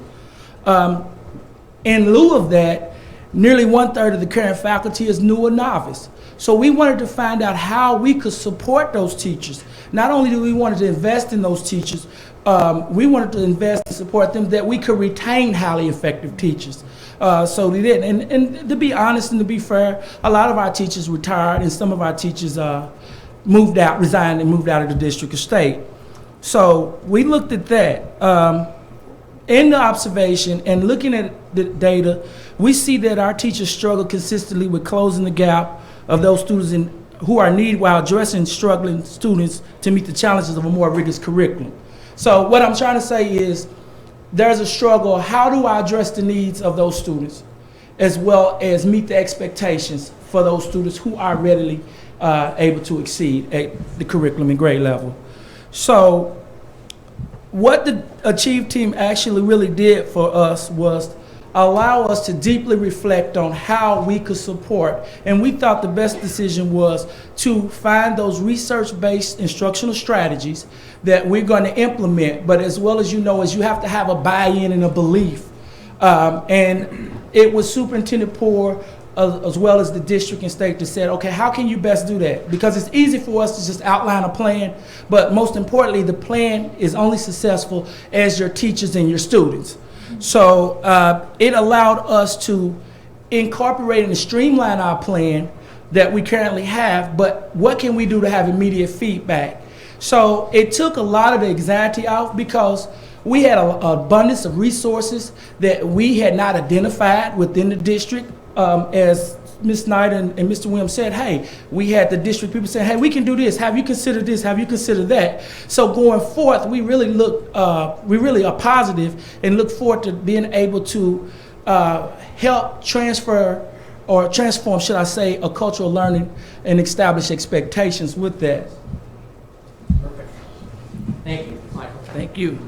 As I finish on this aspect of the foundational piece, understand this is the thing that we are doing to move our distressed schools forward. And understand, I hope you heard, and we'll give you a little more depth in terms of the tools so that you can see it, but several of the tools are two ladies back here that are really critical. Dr. McKissick, if you'll raise your hand, and then Dr. Cummings, who provide us data as all of our administrative group so that we know where the achievement level is. Dr. Cummings provide that. Dr. McKissick goes ahead of kind of a lead scout into those buildings to help them, really create some of the things to help pull out the things that they need to work on. We're going to tease you with that right now and leave it because we want to come forward. But understand, we totally get, and I hope you see the seriousness that we are approaching wanting to get local control back through a real concerted effort to impact schools in a way that we know will make a difference. We also know, if we can go back to the PowerPoint, that we've got to continue to work on project-based learning environments, and I've kind of touched on this already, but on the upper right-hand, you can see one of the initial meetings we had with the chamber. We had a great representation of business people and our principals and legislators at that event. On the bottom left is one of the first career construction think tanks that we had. Those think tanks turn in then to advisor groups, and remember, we've got 5 career strands that we're working forward. And you can see that at Hall, we're already jumping into trying to make more project-based learning. And I'm going to keep us moving because I think you've got the grasp that we're trying to tackle that as well. Next, we're going to really move into some things related to capital improvements. So the history of this whole thing is that if you look at Little Rock schools, the district, the community has not done as good a job as there should have been in terms of paying attention to facilities. We have facilities that have needs. If you go walk into our buildings, for the most part, you see cleanliness, and I'm very proud of that. But we have things like, let me give you an example, Stevens Elementary. Stevens Elementary basically is located almost south of the zoo. That'd be a good description, on the other side of the interstate. Its energy costs exceed Central High School. We have roofs that leak. We have HVAC systems that are non-existent in our food service areas. We don't have HVAC systems in all of our gyms. Some of you have lived through that.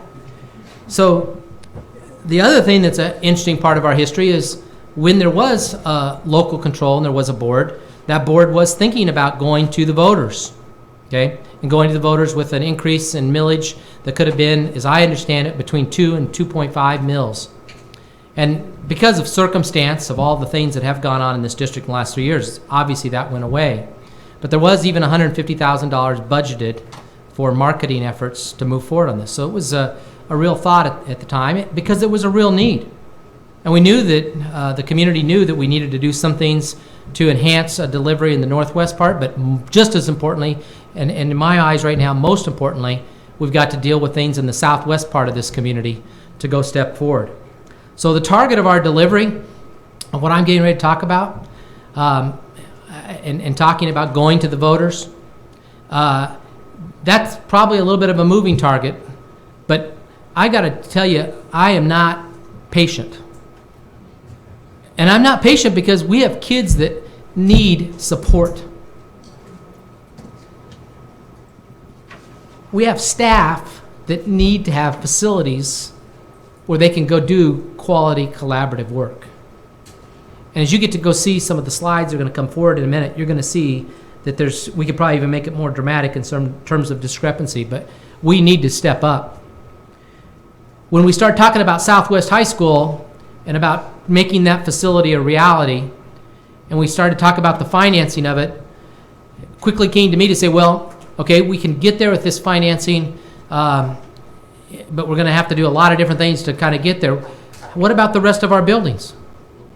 There wasn't really an answer. So we started to work with the Stevens Group, and we started to say, what if we started to restructure our debt? Not asking to do any kind of increase, but just restructure the debt. Extend the debt. Almost like what you would do to do a second mortgage on a home. Could we do that? And could we do it so that the community could be a part of it through our utilization study? Because if we start to think about building a Southwest High School, we've got to come right behind it with what's the answer for McClellan? What's the answer for Fair? And how can the community tie into that to be a part of it? And how can we always make sure that the student voice is coming out as to guide some of our action? And you're going to hear some young people get to talk, and I so appreciate their patience of hearing this bald guy talk for too long probably. But the one thing that we want to tell you as we put this package together is this is not a new tax. Okay? This is not an increase in, typically guys like me, when we're getting ready to go sell a new high school or that we're trying to do building projects throughout, we're saying, hey, this is a Big Mac that you're committed to every night. Or you're saying that you're not going to buy Starbucks twice a week. that $7 gets us to where we're going to go. We don't even have to say that. All we have to say is it not time to go move forward in this community to do something substantial for kids in terms of restructuring our debt? So that decision to come forward will come forward to the commissioner in terms of my responsibility and his responsibility ultimately then to say we want to go forward. But we're going to have to do some work between now and then. It could come as early as February, but that is me trying to push and shove, and that may not be smart. It may take a little bit longer, but I'm telling you, I'm not going to wait too much longer to bring it forward. But I want to bring it forward in a package that can bring our whole community in alignment to say, we're behind this. But by gosh, I don't know how you can't be behind, especially as you get to now hear my right hand, my deputy superintendent, Mr. Marvin Burton, who will lead us through what the Southwest High School will look like. Marvin?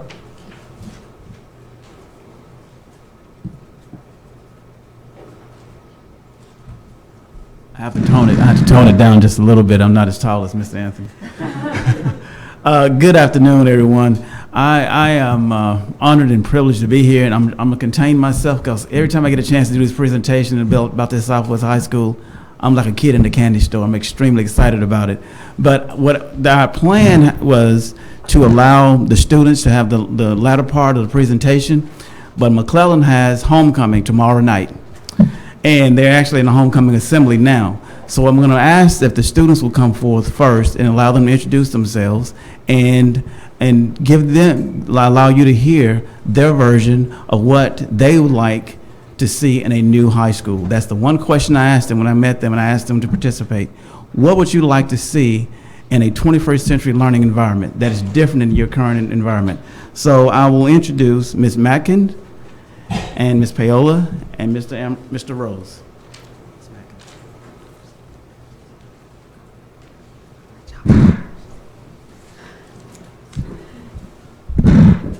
Hello, my name is Faith Mackins. I attend McClellan High School, and I'm a senior this year. I would like to go to the University of Memphis and hopefully one day become a lawyer. When I was asked about this new school, I don't even know where to start. The new school is beautiful. It's state of the art. It's better than everything that we have now. A couple days ago, I got in contact with a friend, and he goes to Parkview. And then he asked me, what school did I go to? And I said, McClellan. And he said, And I said, what does that mean? And he said, when I think of McClellan, I don't think good school, but I do think good football team. And I was like, well, thanks. I guess we do have a good football team.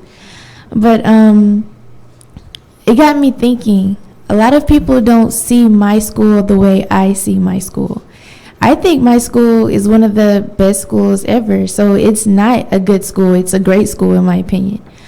But it's easy to say that when you look at something with rose-colored glasses, you miss all the red flags. And our school could be better in a lot of the ways. Like, we have a lot of opportunities, for example. But what the new school is going to offer to us, it's more than anything that we have now, and it's long overdue. So the question isn't what I would like to see in a new school or why do we need this new school. Is why don't we need this new school? Because we need this new school. It's not even a question. It's definite. We do need this new school. And yeah, so I would just like to say in conclusion, this is long overdue. And McClellan has been very stagnant for a very, very long time. And this is the very least that you could do, but don't make that the very last. Thank you. Yeah, don't be a deadbeat is what I want to say. Don't be a deadbeat. Don't give us a present. He didn't. This is all me. I hope I don't get into any trouble. But don't give us a really pretty present after being absent for a very long time and then leave. start working on us now. Come into our lives and make a difference for McClellan and J. Fair and all other distressed schools and focus schools now. Do something for us now so that when we do get this new school, we can appreciate it. And thank you.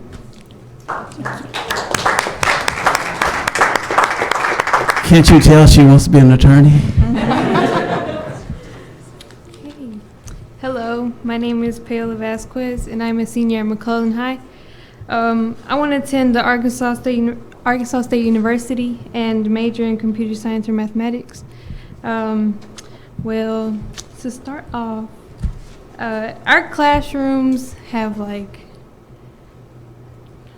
so the wall doesn't touch the floor, so there's 4.5-inch space between the wall and the floor, so that causes disruptions in our classrooms from the hallways and the surrounding classrooms, so that gives us a hard time focusing in class.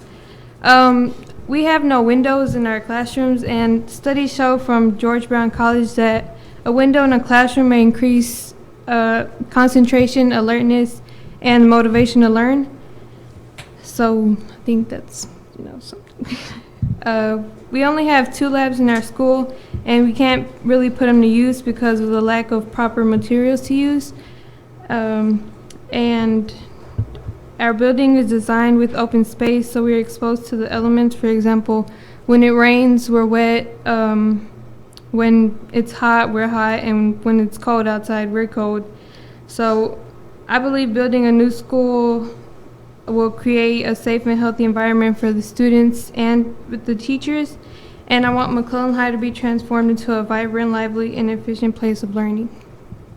So, thank you.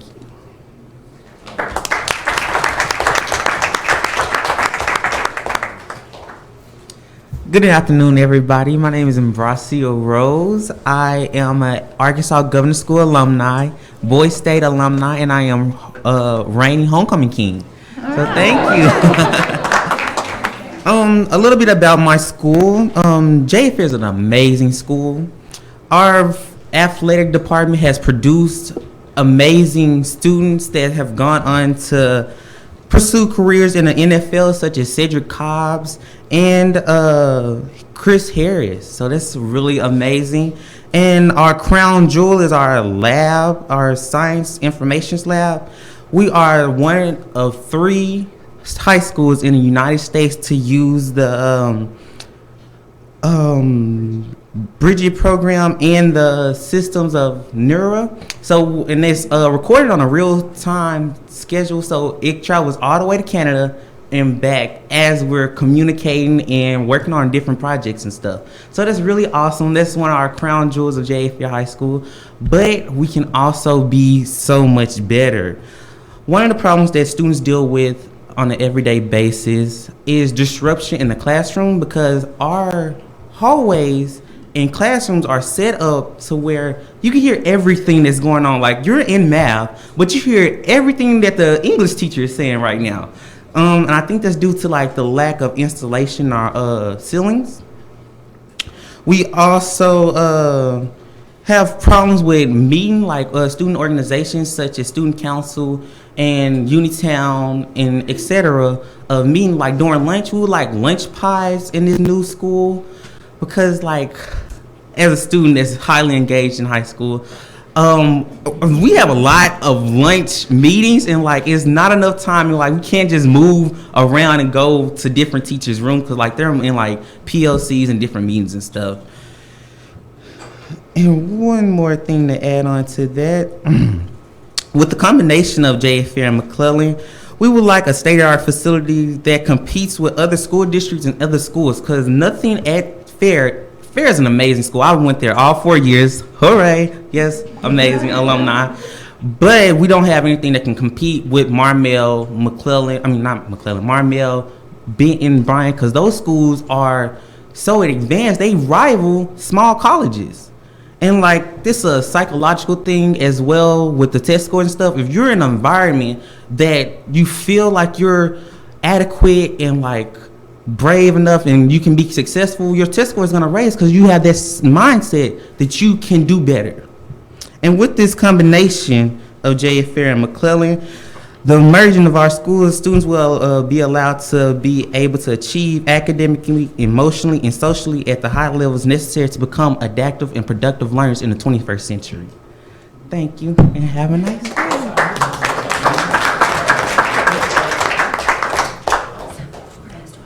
Well, I think that's my presentation. What do you? Well, one thing that I wanted to say as I advanced through the slideshow, those students, I wanted, like I said, the one question I asked them is just to think outside the box. What would you like to see? And it's amazing. And I didn't want to hear what before they presented. I didn't want to see or hear what they had written. I wanted them to speak directly from their heart, and they were quite clear about what they would like to see in this new high school. One of the major things that, as I started through this process, and this process started the beginning of February of this year, so it's not something we just initially just started. The process is for selecting of the architects, selecting the general contractors to start the process for developing and start developing the scope of work for this. So the planning approach and creating an academic vision as far as the visioning for this school. The visioning piece, and I'm not going to read all those different statements or questions, shall I say. Right now, as far as the time sequence, we're somewhere in the middle between programming and designing. The programming piece was brought about by bringing in all the various departments and having some true thought-provoking type of discussions around what would the state-of-the-art fine arts department, what would it look like? What would the state-of-the-art athletic department look like? What would we like to see in our cafeterias and so forth? So those are some thoughts that we captured from dreams to learning spaces.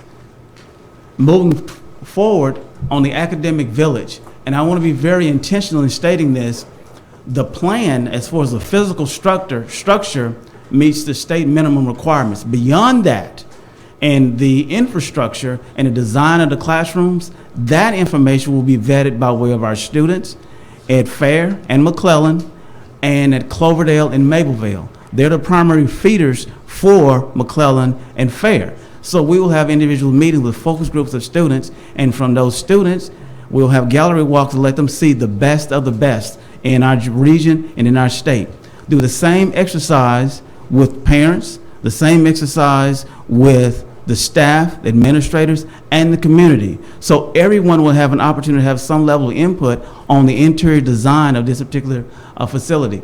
So you see four major areas of focus: college and career readiness, culture and student engagement, health and wellness, and resource ready. The one that Mr. Williams, he touched on it, and I don't think he had ever seen this slide, the student that's in the blue. And if you notice, the green and the orange and the blue, there's a fence in front of those students. The student that's green, whether he's on a box or not, he doesn't need any assistance. He can see over the fence, which means the academic challenge, he can definitely address that.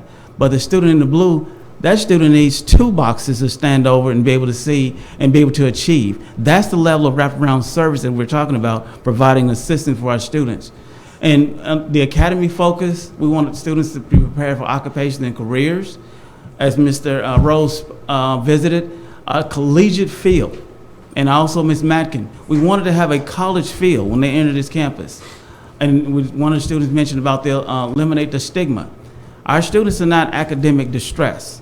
That may be a label on the school, but as you can hear, these kids are not academically stressed. They are very articulate, they're very intelligent, and they can perform at a high level. And given the opportunity, they can definitely, and they have been able to shine above all other types of stigmas or labels that may be placed on them. As far as project-based learning, that will be facilitated as we move through the middle schools as well, and partnerships with local businesses.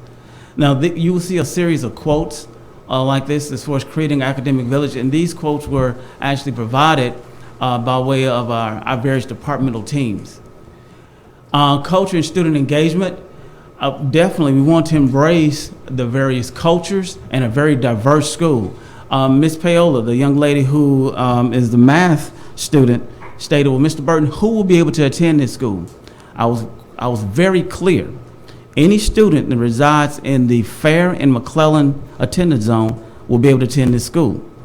Currently, some of our students that reside at those two attendance zones, they attend Hall High School. But if those students reside in Fair McClellan's attendance zone, they'll be able to attend this school. So that's embracing in the culture, and you'll see a little bit later about the right sizing of this school. Extracurricular focus integrated into the academies, and what Mr. Rose spoke about as well, the flexibility in room and growth. We will have flexible spaces, learning spaces in this building design so that students can meet and collaborate and work on various projects. That's extremely important in a 21st century learning environment. And enhanced visual and performing arts.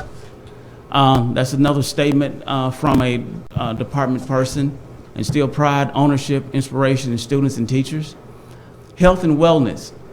And if you look at number 4, themed food choices. They love that. Much like right now we have a la carte lines and we have hot lines and so forth. But if you visit a school like Cabot, they have themed food courts, much like the mall, in which you can be a part of this particular line. And if you want Hispanic food or Latino food, if you want whatever type of salads and so forth, this school will be able to offer that with 5 different theme lines. Now, why is that so important? Because, as Mr. Rose stated also, provides seating variety and dining room study areas. It's the basic construction of this building. Beside the dining area will be another space where students can get their lunch and go to this space and work as a collaborative group as they eat their lunch. That's a design that will allow to facilitate learning during the day, so students have an opportunity to be able to meet, work in clubs and things of that nature. Very intentional in that particular design and provide ample space. And this is another quote, every child should graduate in good health and of good mind. Resources, and I'm gonna skip down to the natural light. If you visit these schools, great schools. Fair was actually opened in 1983, so it's a newer building. McClellan was actually opened in 1965, but neither schools have windows.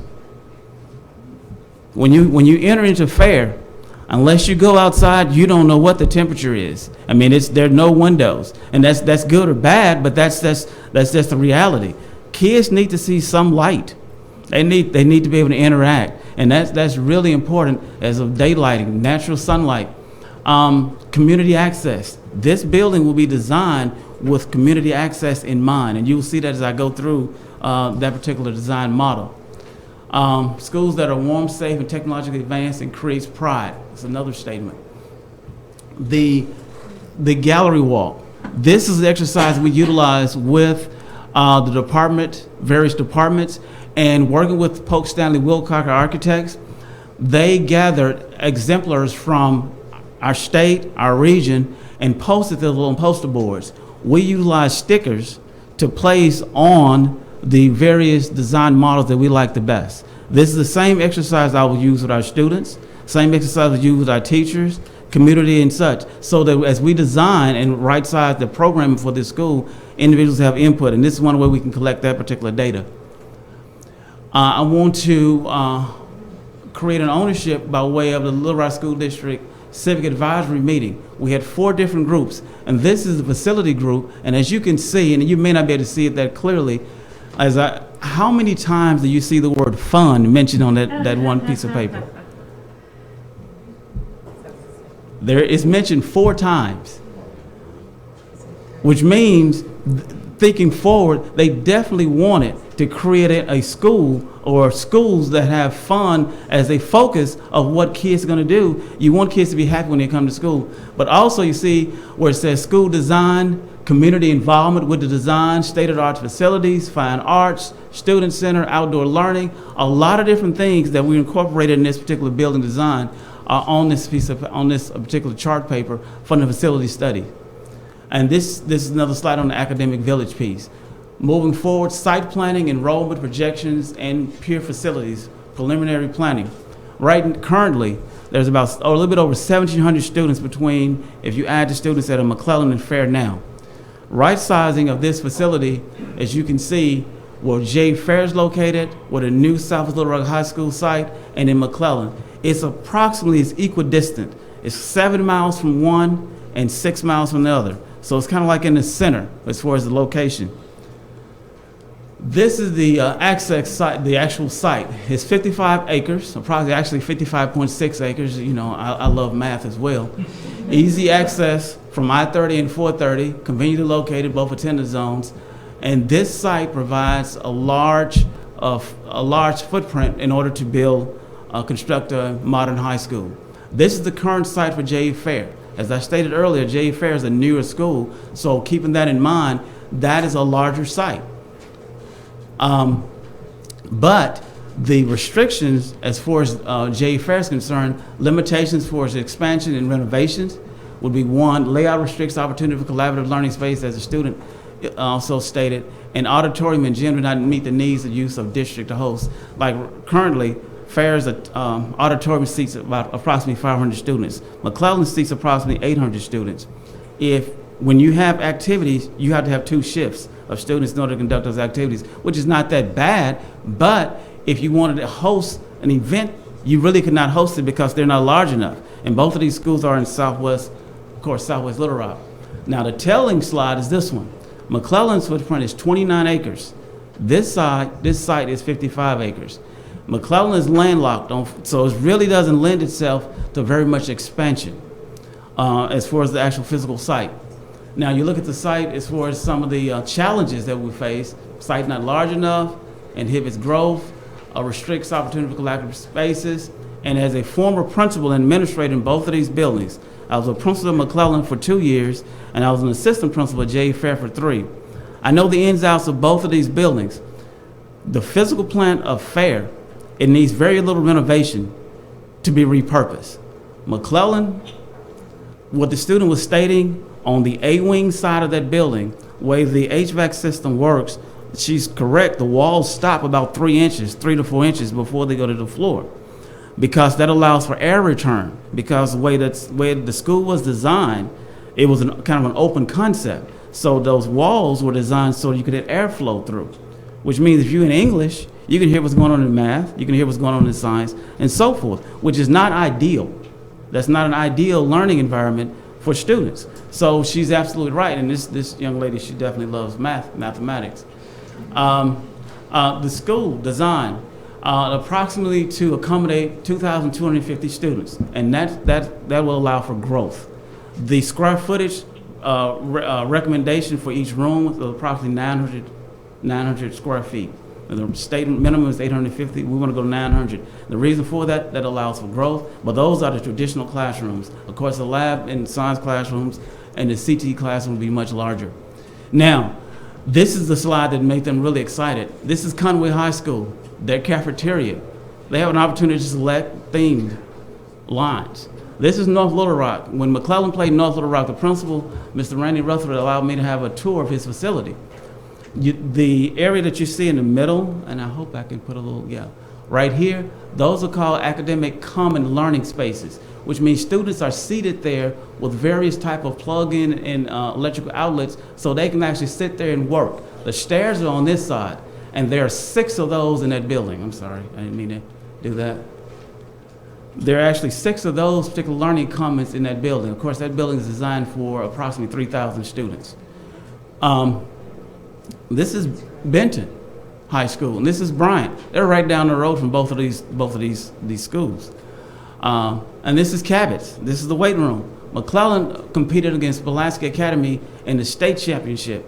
Their academic facilities, trust me, does not look anything like this. This is Cabot. McClellan has won the 5A basketball championship 2 times over the last 6 years. This is North Little Rock's athletic facility.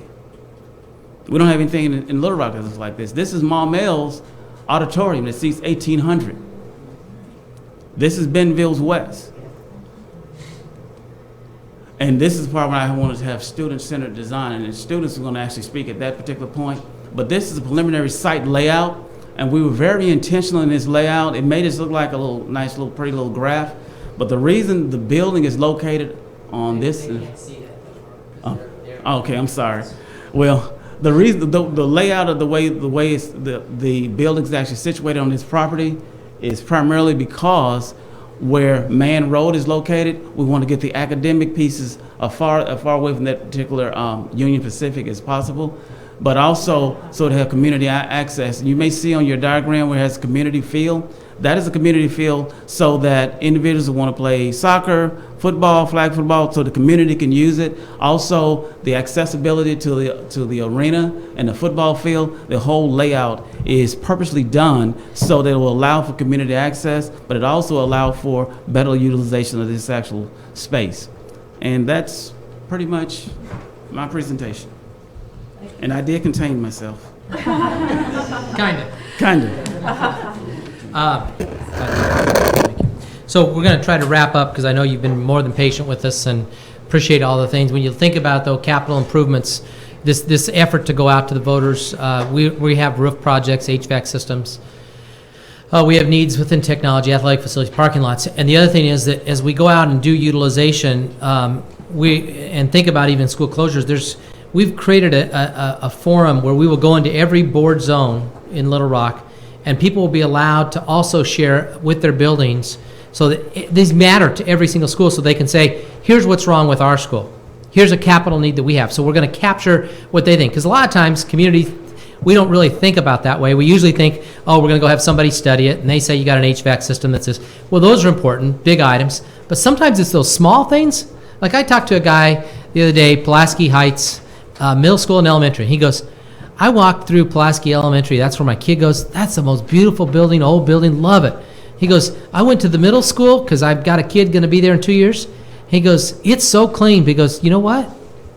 It doesn't feel as good. And I said, what do you mean by that? And he goes, it just needs a paint job. You know? And you think about some things like that are kind of simple things that we could, if we listen to the community, we could probably utilize some resources to address some of those needs through a campaign. And so we've got to pay attention. But, you know, more than anything right now, okay? And I hope you just have a sense that we have a sense of urgency now about what we do to attack achievement, now what we go do to create community partnerships, not only in terms of taking care of student needs, but also in terms of taking care of their plans for their future, whether it's even at the middle school or the high school, to get business people involved, get community leaders involved. Now! We can't wait. We can't wait, and I'm going to be patient a little bit to try to figure out when we go to the voters, but I'm not going to be that patient. And so we've got to kind of continue to work and think about what it is, because you know what? The equity of opportunity needs to be there for every single child, and I think that's the point that you were making, Director Zook, earlier, and I know that's in the hearts of every one of you. And I know, I wish that as a state board, it would be so easy right now for you to say amen, leave, go do this, but that's not the reality. But the reality is that we can have you think about this, and this is, remember my second slide in the presentation. What is it that we go do with our own individual voice as we leave this to talk about Little Rock School District? What do we do collectively? Because each of you as board members, people that are listening in the audience, belong to things, are engaged in organizations that I hope something triggered in your head that says, I need to go talk to Mike Poore or someone on his staff because I think I've got something that can help be added into this mix. To go talk to Fitz Hill to say, I want to go be with Mike and Fitz on helping with athletics. To go get involved in our career development, to go get involved in our literacy program, whatever it might be, we need that connection, and then we need you to help move others as well. So it has truly been a pleasure to have this opportunity, and I so appreciate that the commissioner allowed us this opportunity to showcase Little Rock School District today. We're excited to be back with you in November with a very tight presentation on where we stand in terms of the quarterly report, and to be able to give you a little bit greater depth in terms of what the Achieve Team model is doing, the work that we're doing with the ADE, the work that our staff's doing. It's been awesome to be able to showcase some of our staff and student talent with you today. I don't know whether you have questions that you want to allow us to do or whether you need to move on, Madam Chair, but again, thank you so much. No, thank you, Mr. Poore, and I feel like you've stolen my line as a community organizer. I'm always the one that says call to action. So when an educator says that please know it resonates. And it's for that reason. I just have to acknowledge my colleagues and I have been sitting here for 3 hours. And if you could allow us 5 minutes to stretch our legs and then come back, and I just don't want to rush questions. And I do feel like, I know I have a few questions, some of my colleagues may as well, or if not, discussion comments. And if you could permit us those 5 minutes to stretch our legs, I think we'll have a better conversation. Absolutely. Is that Thank you so wonderful? much. No, thank you. Please don't go anywhere, but stretch your legs as well. We will reconvene at 4 o'clock. Thank you. Sorry, just like, my back is starting. I was like, okay. And I want to ask questions, and I don't.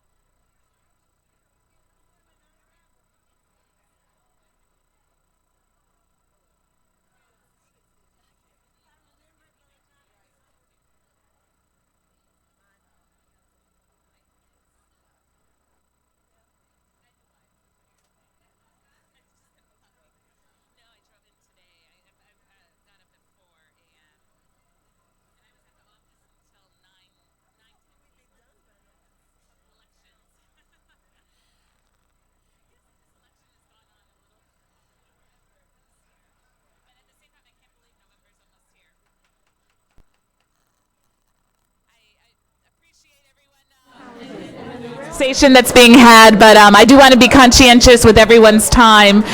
So if we could kindly reconvene and call back to order, I sure would appreciate it.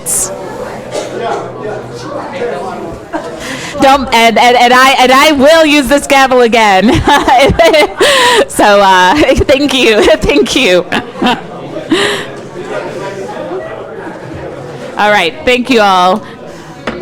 And thank you, Mr. Poor. And to everybody from the Little Rock School District and all the schools represented here today, we sure did appreciate the opportunity, one of your presentation and to going into such great detail and such, but also obviously for the opportunity to stretch a little and collect our thoughts and absorb some of what was shared. I know that I have some questions myself, but I did want to open it up to my colleagues for questions and discussion. You all were so generous to share so much with us. I'd like us to take an opportunity to share something back as well. To my colleagues, questions? Dr. Barth. Thank you, Mr. Poor, and thanks to your whole team for the presentation. So just a few questions. Obviously, when the West Little Rock Middle School went forward, at that time, the conversation was that a pretty clear commitment was that and the Southwest Little Rock High School would move forward simultaneously. And I'm clear that there's deferred maintenance on other schools and other buildings as well, and transitions that are going to have to be made after the transition to the Southwest Little Rock High School.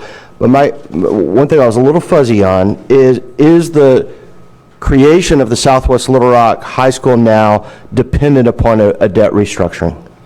We could get there without doing the debt restructure, but it would take us a little longer period of time to get to a place as a district, and we would have to make further reductions to get to that place. So we have not realized our full amount of reductions that was probably part of an initial plan to be able to move forward on doing some restructuring of that debt.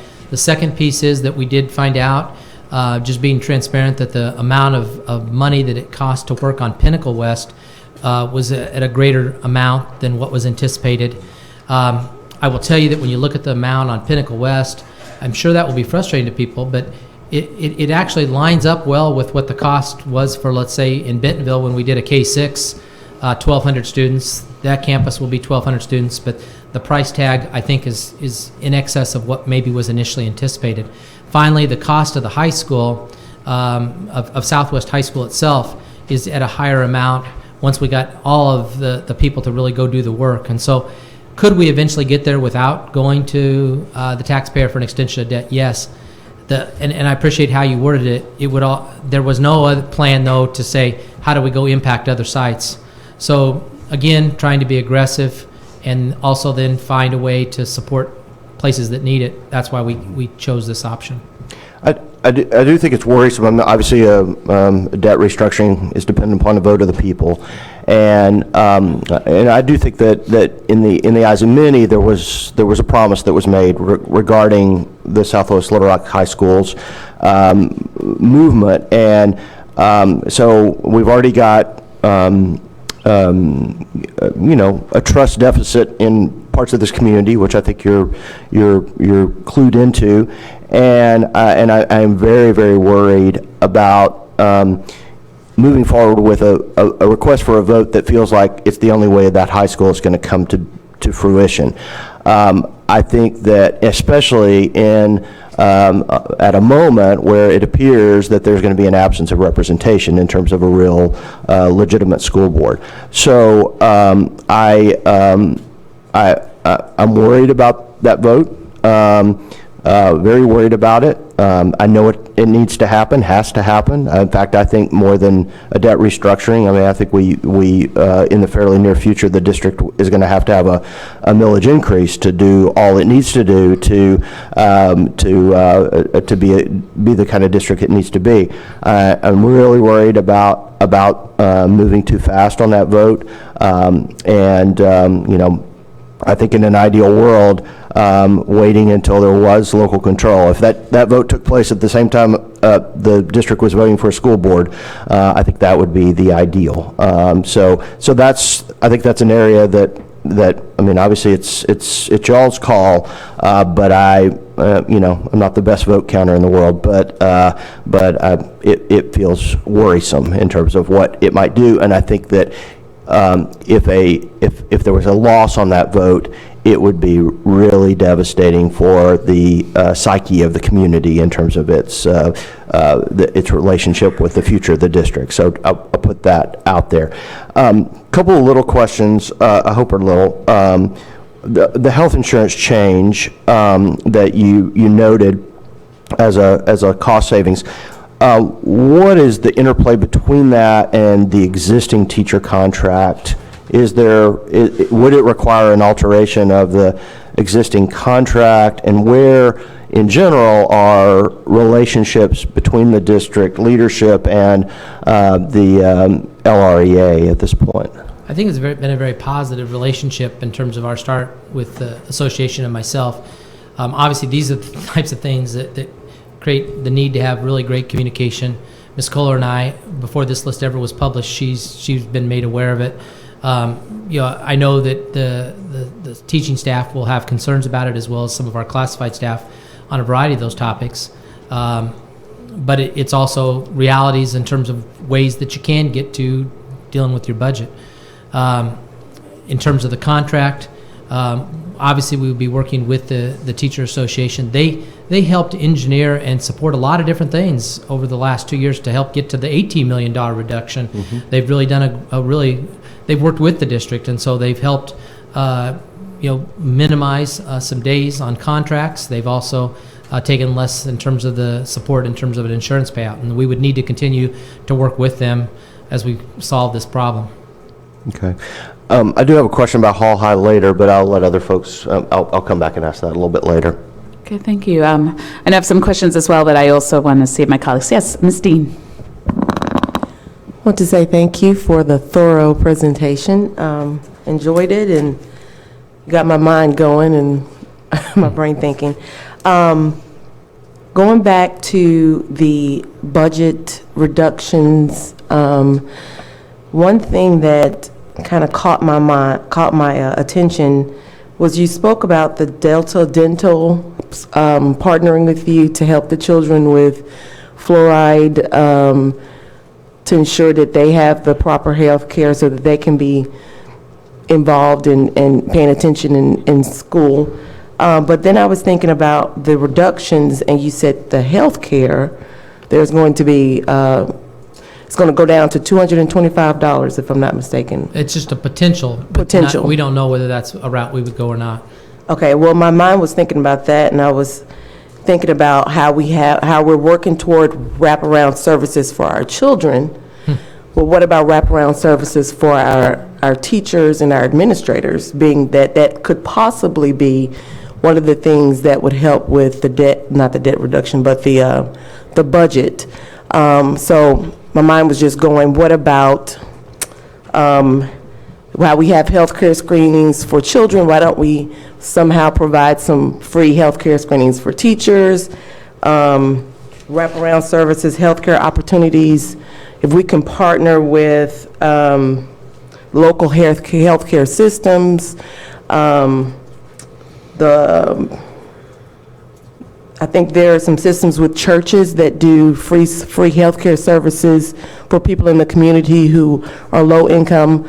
Why don't we just kind of think about what we can do to help our teachers and our administrations so that everyone can kind of help take the load, so that our teachers are still taken care of while we're trying to come up with solutions and ideas, because we don't want these very well wrapped around children, and the teachers are just like barely hanging on. So excellent suggestion. Just some ideas to throw out there. Thank you. And to also work, did I say the churches? I can't remember if I said that or not. Not yet. Okay, churches. Also work with the churches, the local community churches, to get some more support coming in that way, so that we can have some wraparound services for our teachers and administrators. Thank you. You're welcome.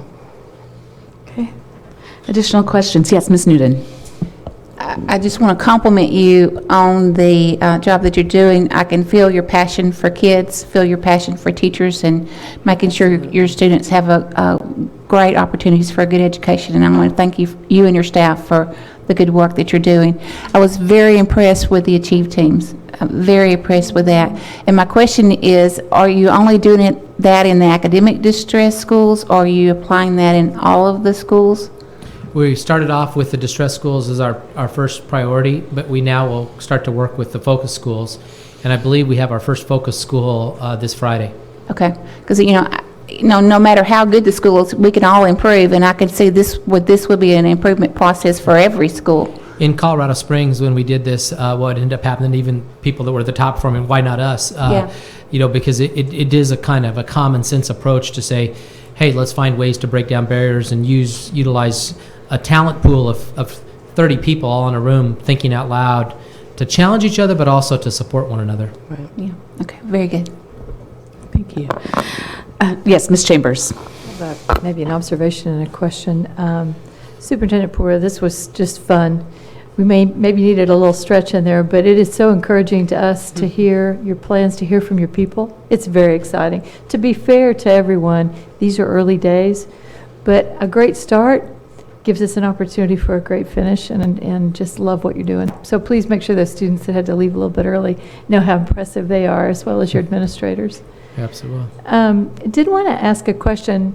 Maybe it's to you, maybe back to Dr. Barth.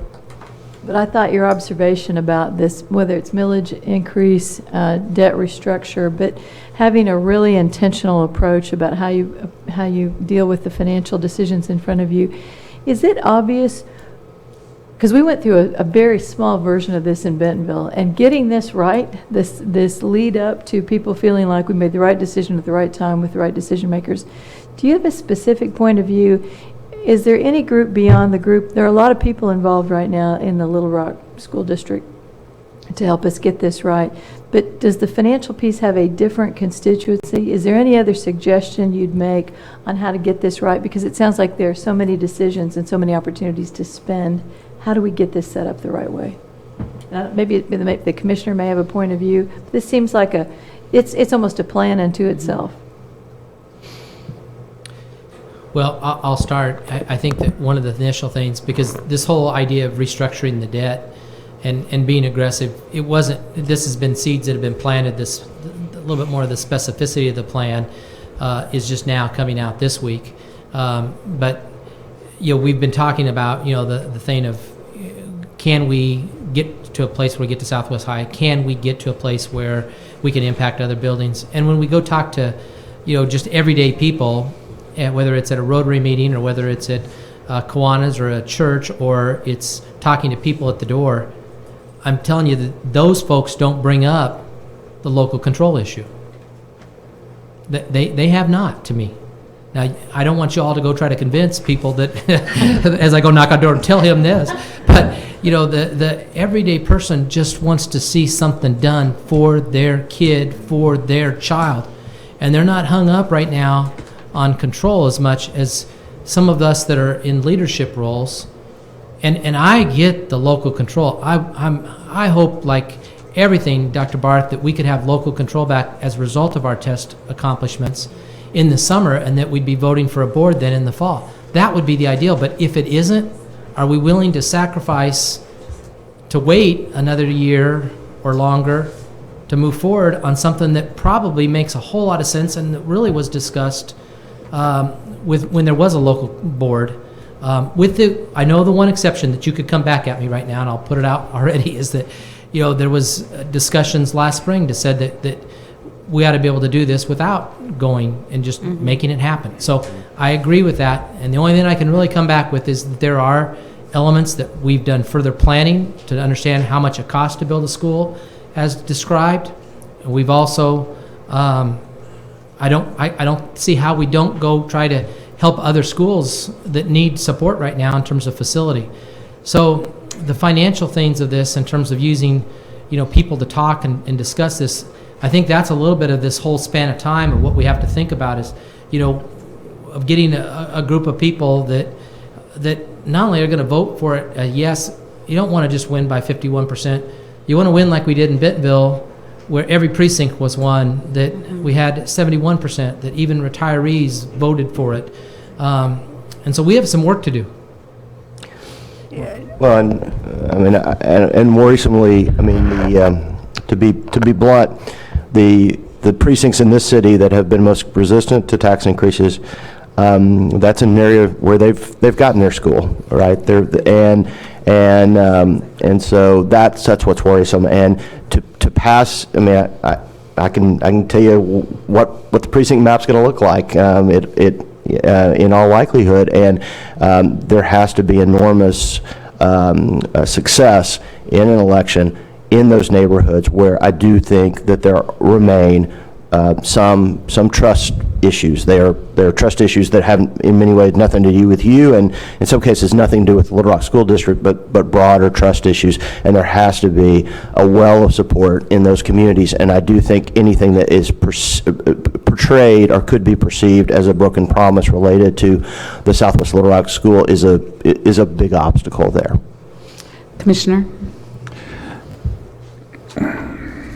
The promise that originally was made under the previous board was one that was predicated on a tax increase. I think if you look around the state of Arkansas and school boards and superintendents and districts that have put forward tax millage increase proposals, you see a very mixed bag, and in many cases you see districts that had to go back 2 and 3 times to get a successful, after many processes of whittling down the proposals. I think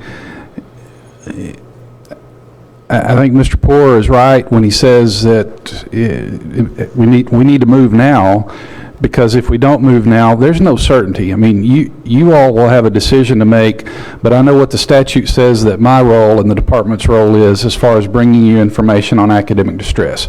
So that's the lens that I look through. And we don't know and won't know for a few more weeks on what those results look like. Okay, so that obviously part of the conversation here. You all could choose to do something different.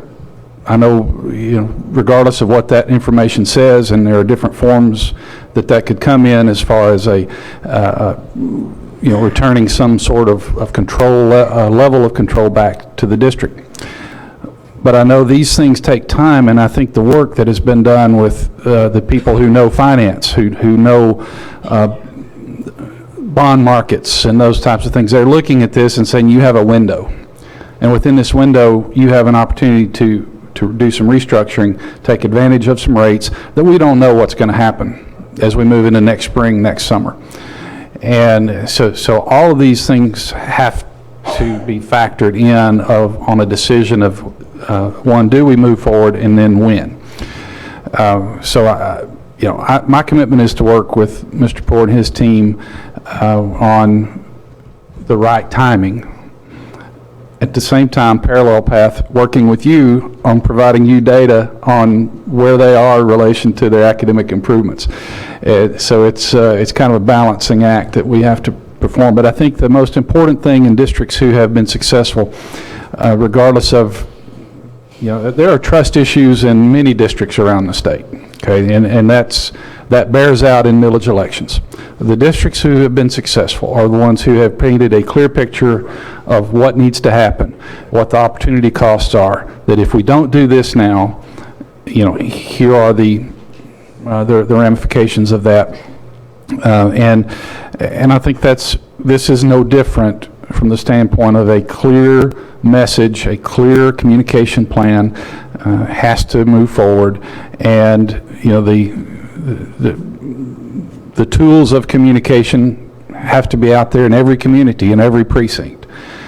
So that's that's what I would encourage, and I have encouraged Mr. Poore to do and his team, is to go ahead and start that communication. They need to have those conversations, and part of that was bringing this here, so you all could hear what the possible directions were.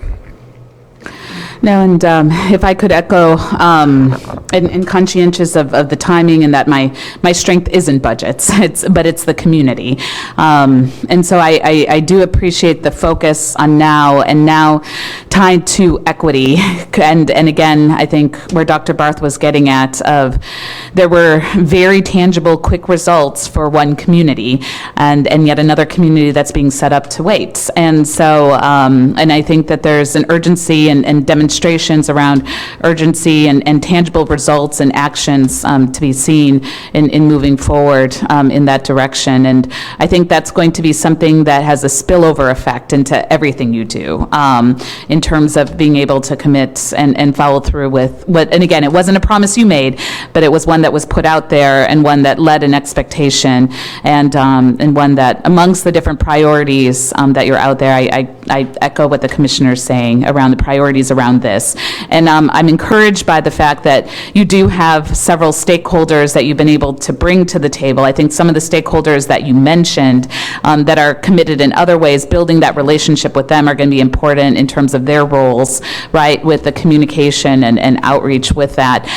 But if I could make one other comment on outreach, and this one now related to the budget shortfall, because now just as much as there's that issue around the need of funds around the high school, then there's the 10 million in cuts that you are proposing right now. And so just to offer this, I have heard from folks in the community, from at least the base within whom I work and the organizations I've privy to work, a huge desire to engage with you on this budget. And so we're thrilled you're presenting it here today. I hope there's a set plan coming out. I'd like to hear a little bit more about it in terms of how you plan to roll out conversations around the budget cuts. Obviously, the closure of the schools is one that has also been just as much as building of the Southwest Little Rock High School, one that brings some contention and conversation with. And I just offer, because the communities I think that have the most questions around this are ones where it's going to take more than one conversation. It's going to be, first maybe an informational planting the seed, and then an opportunity to come back again after a few weeks to let people formulate questions, ideas, things like this. I think this has to go a little deeper than maybe checking the box of we presented to the community about the budget. I think it has to be a multi-step process, and that may be one that you've already forecasted. You said that you want to throw out the budget to the community for the conversations. I'd just like to hear a little bit more about what your thoughts are specifically on that, because that is going to be another big point for you and hurdle for the next few months. Absolutely. And so there's kind of I'll kind of break it up into like two parts. One is the thing of, trying to look at it from the sense of the $15 million that we shared as potential budget reductions, and then getting down to 10. And there's a component in there of school closure, so I'll separate that one out a little bit right now. But on the idea, first off, just again, that I'll reiterate, of being able to allow everyone to throw in what else we may have missed, and allowing the community to insert information into us to say, here's some other places that I think that this district really doesn't use funds well, or that could reduce, allowing them to have that input, because that might end up creating $20 million worth of options, or $17.5 million, and then it lets us know a little bit better where we're at. So we will do that. The next thing is that I think there's a lot of things that we can use in terms of social media aspects to allow people to, and we did this in Bentonville, of allowing them to prioritize and help us say, what is it that are the ways that you would, if you had to go from here's one that seems to make the most sense to here's the one that I absolutely don't want you to do, and allowing people to prioritize that numerically. That's quick data and things that we can capture. I think that's good. Of course, there's nothing like going and talking to people. So, I don't want to, and those of you that know me well, is I'm not going to back away from the opportunity to go still do walks and to talk on the phone and to go engage with our employee groups who obviously are going to have concerns about things like if you start to take away national board certification. They've got a lot of pride in that. But the reality is we also pay at a higher rate than many other districts on national board certification. So, is that something that we would want to week or not. Stipends for after-school duties and those things oftentimes are built into an expectation of teacher. We have things right now that are lined up that they're getting a stipend for that. So, but it's taking money out of people's pocket. But bottom line, when you have an organization that's 75 to 80% based on people, you're going to end up doing something that impacts folks.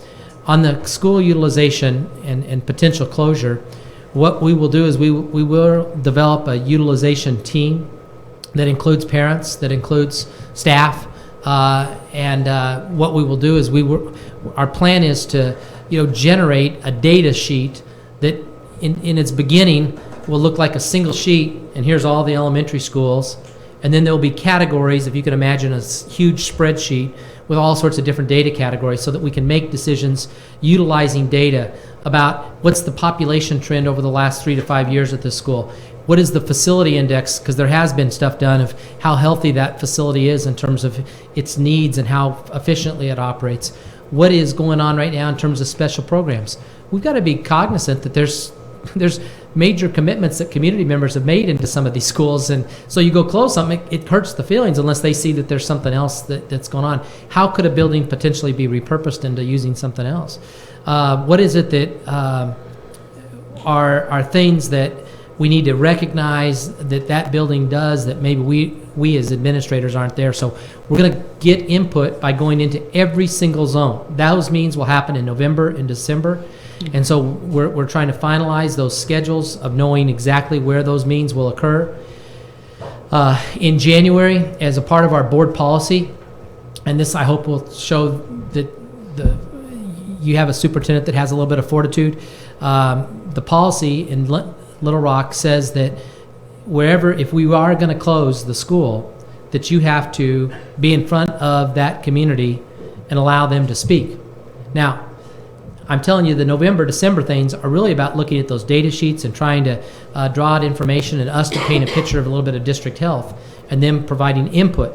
But when it gets down into finally making a decision, we got to go in front of those communities and share it and then create the recommendation to the commissioner. So we will be out in the community and working those things to try to allow people to give us information about school closure. But my guess is that in the first part of November, you're going to see a recommendation from me to say, here's the schools that I'm considering, because I think it needs to be fair to point out, here are the things we need that we're looking at, and then allow people to have input based on the data sheets, give us more information, then allow the community also to speak to us directly if we are going to continue to move forward. Thank you, Mr. Poore. That's all very encouraging. I do have one last question, and it's might be stealing Dr. Barth's thunder since he did reference Haas Hall, and I did have Northwest Arkansas here. Apologies. It's been a long day. Hall High, and I do have, and it's not a concern, just more of wanting some additional elaboration. I know that you bring a particular expertise around what you've done in the Bentonville School District around career education, project-based learning, and that from the very beginning, you came here with an enthusiasm of trying to see if some of those best practices worked here. I think where my concern with Hall is, and I'm not quite sure where your other plans are with your other development centers, is there are children there that are 2 to 3 years behind in reading levels and learning and academic achievement. And so I get concerned in a school like that, majority minority, when we're talking about career education. And I think you and I have had these conversations before around some of the bigger critiques around vocational education when that first rolled out was in some ways, whether it was in many cases unintentional, we saw some tracking happen with minority communities around different vocations. And I just was wondering and I know you all are very much in a research phase with this and having this active conversation with with the parents. But I was just wondering, you know, what you're doing to sort of garner best practices of how do we simultaneously offer interventions and support so that our students really are being able to figure out what's the best career for them. My concern is that if you're 2-3 years behind, the inclination may be, well, let's go into, when you offer, you know, construction here is one of the options that you had mentioned, right? Maybe that's the easiest path for me here. Are we in the turn, because it's, again, it's not distressed kids, exactly as you said, it's the adults. We have failed them as a system.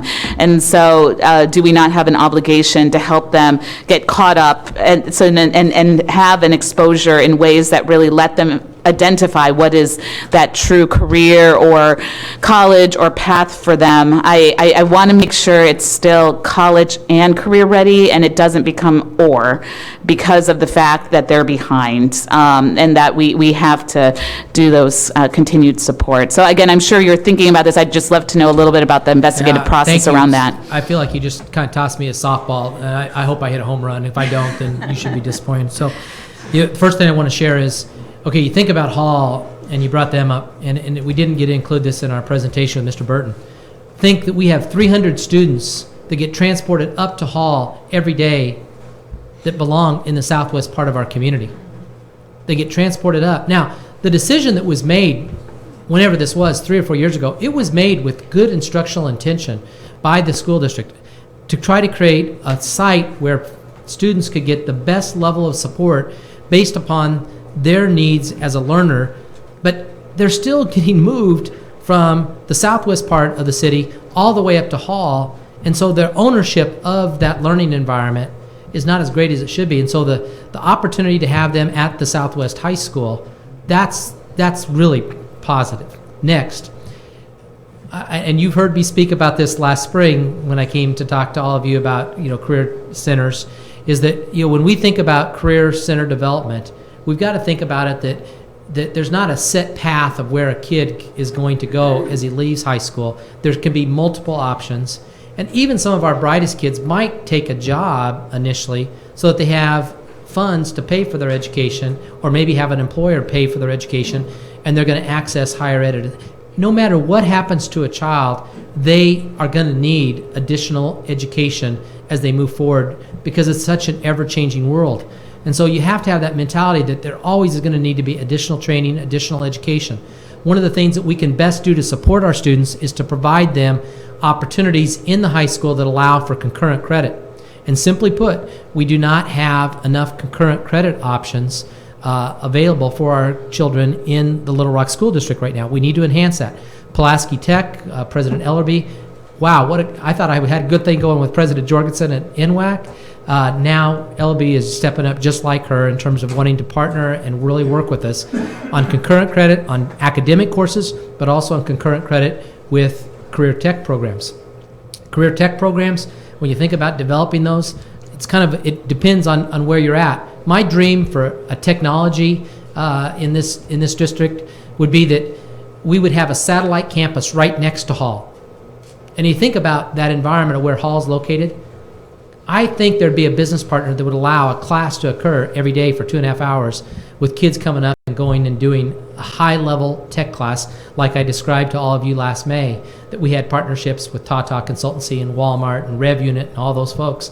I think that could happen here. And remember that I gave you that example that there was a kid in Bentonville that was 900th in the class of 1,000 that got into our coding class, and right now he's making $40,000, and he'll probably have his education paid for by an organization called RevUnit. Look them up; they're an interesting group. So the technology ones, if you can imagine having 5 satellite campuses around each of our high schools, that would be my vision. That's what we're going to try to work towards. Construction trade is a little bit different, because construction trade, the equipment that would be necessary for that, and we've applied through the state ACE group to get that extra resources. We should probably have that at Metro, because it's a higher dollar amount for the equipment that's needed, and kids would have to be able to come and access it there. You think about teacher prep. Every single one of our high schools could be a future teacher prep school, and we have a need for it in this state.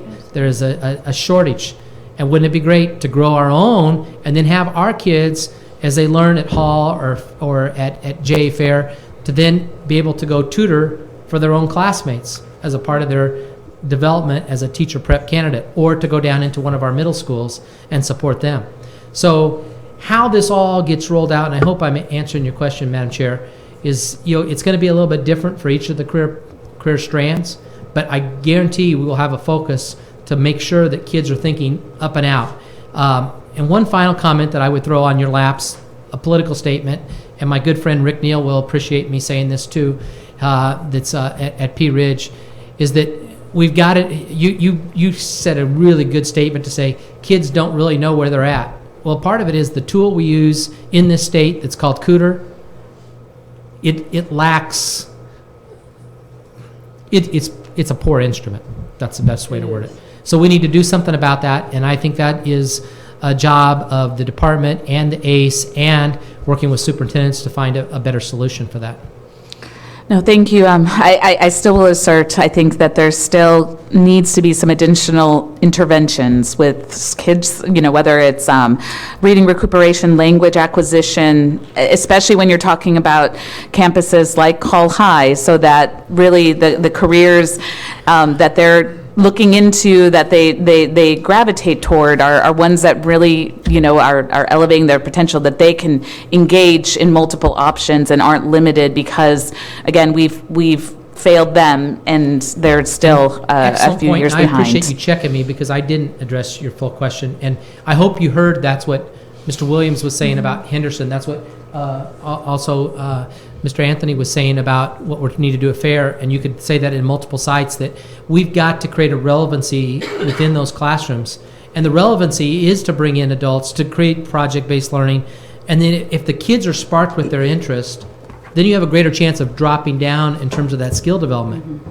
But what's happening right now, and I think Mr. Williams was trying to say this, is that we have teachers trying to teach science here, students coming in at this level, and it's hard for that kid to kind of rise up. Mr. Anthony and I, give another example, walked through his classroom, and there was a teacher teaching her heart out. And if I remember right, it was a chemistry class, and she was trying to teach, algebra and chemistry. We could do either one. But the chemistry one, the person was trying to put different formulas together and how you have to do some simple math. And we're watching it. And there are some kids that were right there with her, probably about maybe a third of the class. A third of the class was like trying to get it. A third had already shut down. Mm-hmm. And they had shut down because they didn't have that skill development. And then she was like, okay, where do you all stand? And she's like, is it here, here, here? So there were some kids that did this. And then she saw this. She didn't go to there because she knew that there was a gap there. But she thought, well, if I understand where the middle of the road kid is. So she asked, but then those middle of the kid, guess where they really were? They were being nice by saying they're here, but they really were here in terms of their knowledge. And then she didn't know how to connect that. And so what we're doing specifically with that Achieve team is trying to address that, of creating instructional strategies that tie into skill development, but also at the same time creating relevancy. I hope that better answers your question. I apologize, I didn't do a very good job of that. No, thank you. Thank you. And I know that's an ongoing process, and I hope that as we look at models, that we may also look at, I know this isn't unique at all to Little Rock, but that urban communities across this country are confronting that. But that is indeed helpful. With that, any other, Ms. Zook? Yeah. Sorry, when they save me to last, I have a lot to ask and talk about because they make me think of other things. Good presentation. I appreciate it. To Mr. Williams in particular, I wanted to say, I think the first time you have talked to the board, you saw yourself as maybe I can be a Maggie, and now I see you as going to the NFL. You have really grown. I think we saw in you potential that you didn't see in yourself, and I want to commend you for that. I appreciate that. Thank you. It means a lot. As far as making progress, I think the appointing of the board, the CAB, the board that you have now, they each have a zone and people can speak to them. I think as you go into, and I'm probably preaching to the choir, Little Rock had a successful millage campaign, and so did Jacksonville, for very different reasons. But you can think about, and you've had one in Bentonville, the things that districts who didn't get one passed, we can sometimes learn as much from them as we can from the ones who got passed. And I know that you will incorporate all of those kinds of things, whether you go for restructuring or restructuring and millage increase. I think that as communities realize that that the whole boat doesn't rise to the top until everybody in the boat works to get it to rise to the top, and the whole community wants to, you know, to work together.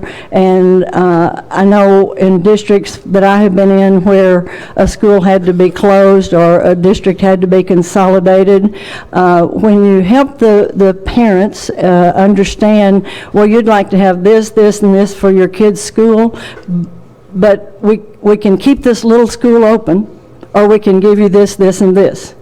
But we can't do both. We can't afford to have a little school that doesn't have a gym or doesn't have a lab or doesn't have this, and we can't put that in all of the buildings. And, you know, parents and all of us are very reasonable when people take the time to engage us, and I do appreciate the fact that you're going around and engaging them, that your representatives on the CAB board will do the same, that the business community is, you know, a big believer in the kind of things. They felt like they're engaged for the first time in a long time, and I think that Mr. Curris started that, and you have just added on to it.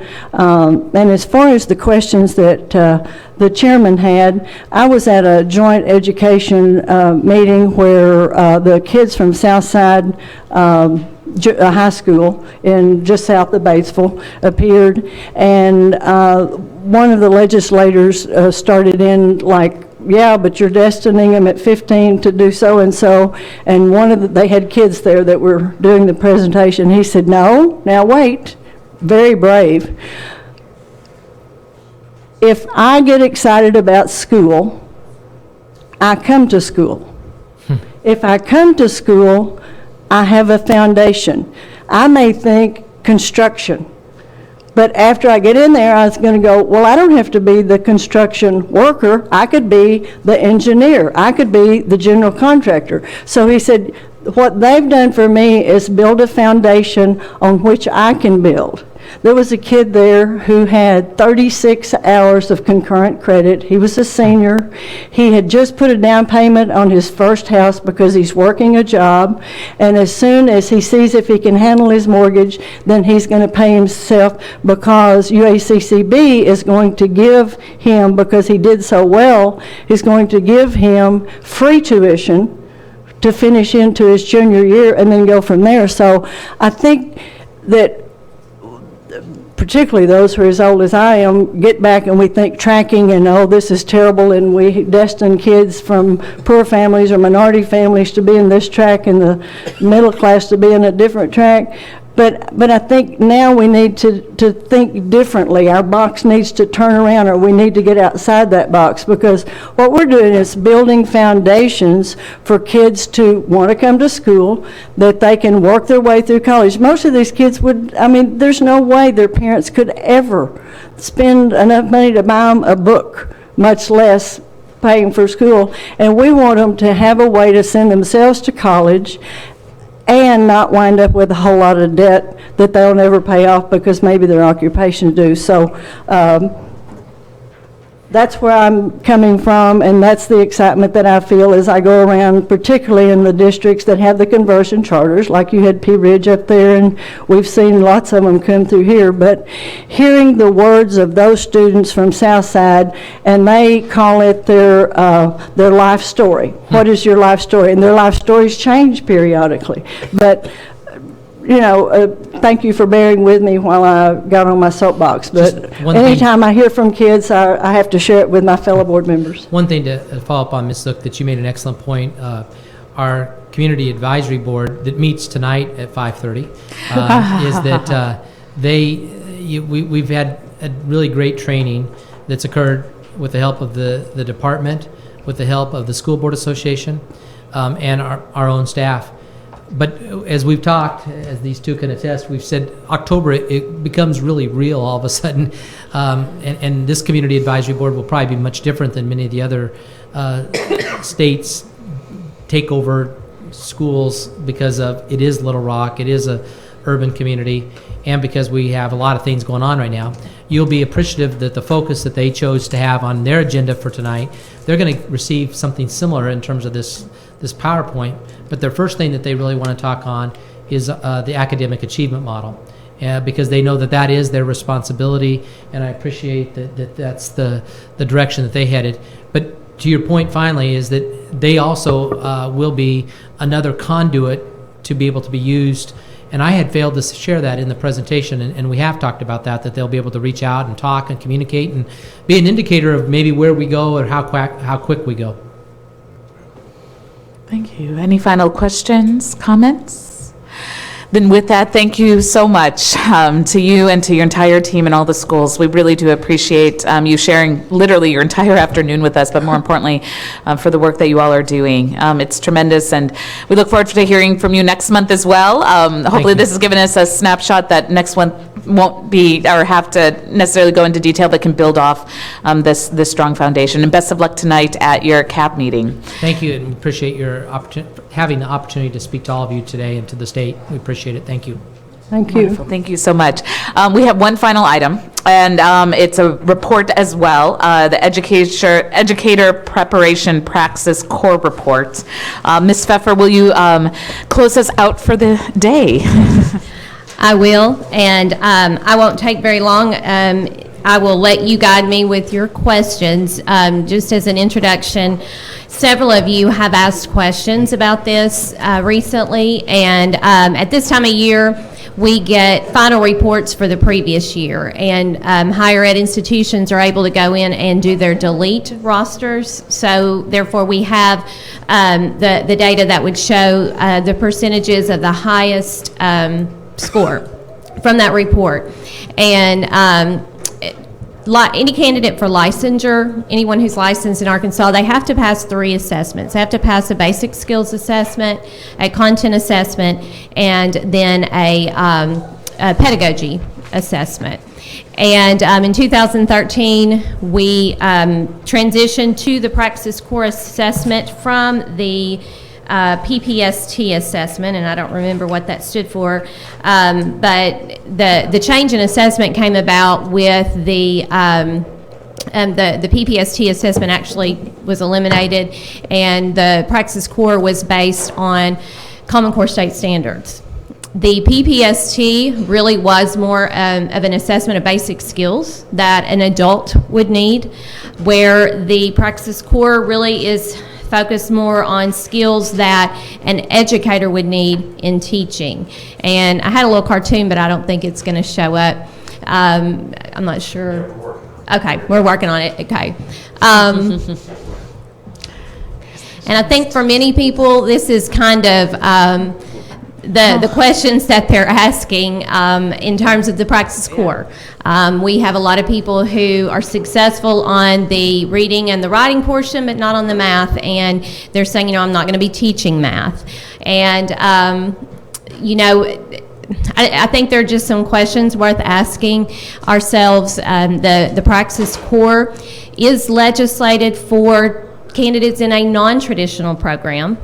Our rules require for all candidates, and in many cases in ed prep programs, it has become an entry exam. Some of those same EPPs have experienced a tremendous decline in the number of candidates in their ed prep programs. But even with that graphic there, kind of, you know, saying, you know, do we all need to have to pass the same exam or even take the same exam? You've also got the balance of nationally, we have reciprocity agreements with most states, and that kind of came out this summer as I attended a national conference that other states look at Arkansas and feel like if an Arkansas candidate comes to them with a standard license, they are assured that they're getting a quality candidate. So therefore, you know, there is a balance there in moving forward. So these are the results, and I just wanted to give you that picture of our candidates' pass rates over the last year on this core exam. As a little bit of a background, when now former President Clinton was the governor, They were trying to get more money for education, and one of the things that he suggested, and it was widely accepted among the electorate, is that teachers have to pass 3 basic kinds of tests for reading, writing, and math. I happened to be on the committee, and one of the ones that went around the state training for the teachers to take the writing test. There were those that trained for take the reading test and one that take. It was very controversial among teachers. It wasn't terribly controversial among the majority of the people in the state and the electorate and the ones who were in fact paying the taxes, who then paid the teachers' salaries. So anyway, it got past the legislature, and that was sort of the beginning of this in the early 80s. So that's when this started having to do. I guess the feeling or the word that was given then is you may not need to teach math, but you need to be able to do math. You may not be a writing teacher, but you need to be able to write. And, you know, and on and on. Nobody ever argued about the reading. But anyway, that's what started this to begin with. It's always been something that is controversial among educators, and they just felt like that they were being treated like kids. But as you see on the pass rates, maybe they weren't being treated like kids. I don't know. You know, I'm not arguing for it or against it. I was on the committee, and I did what I was asked to do, and it didn't prove to be as scary for the vast majority of the teachers as they thought it was. I don't know, Ms. Newton, were you there then? Okay, you took the test. I took the test. Debbie took the test. All of us of a certain age took the test. Tell how old we were. That wasn't very nice. No. and we're still here, and we're still, you know, doing fine. But that was the beginning of the teacher, what's called the teacher testing. And this was before all the practice exams. Back then you took the NTE, which had nothing to do with reality, but you still had to take it. So. National teacher exam, excuse me for using letters. May I ask, thank you so much for that history, Ms. Zook. If I may ask Ms. Pfeffer one question. I have noticed, or I did, and maybe correct me if I'm wrong, maybe I'm not reading these results correct, but there is a lower pass rate in math than in writing and reading. Is that correct? So that the highest pass rate right now seems to be in reading, and where we're behind is in writing and math. Is that at par? I know every state, it sounds like, does this differently, but I mean, does that cause concern, or is this on par with what we expect from other states? I guess if you could just help me interpret this a little better. I can tell you, we pulled today, and by the way, I really have an excellent ed prep team. When your question was asked earlier today, before Ms. Luno, she's awesome. Before she even got back to her office, they had you an answer. So I want to brag on them. But today, I did ask them if they could give me some data on the average scores, ours compared to the national mean. And for the 14-15 school year, I'm looking really quickly here, we were 1 point below the national mean in math. We were 1 point above in reading, and we had the same, we scored at the national mean in writing. So the scores on the practice score, overall, we are very close to the national average.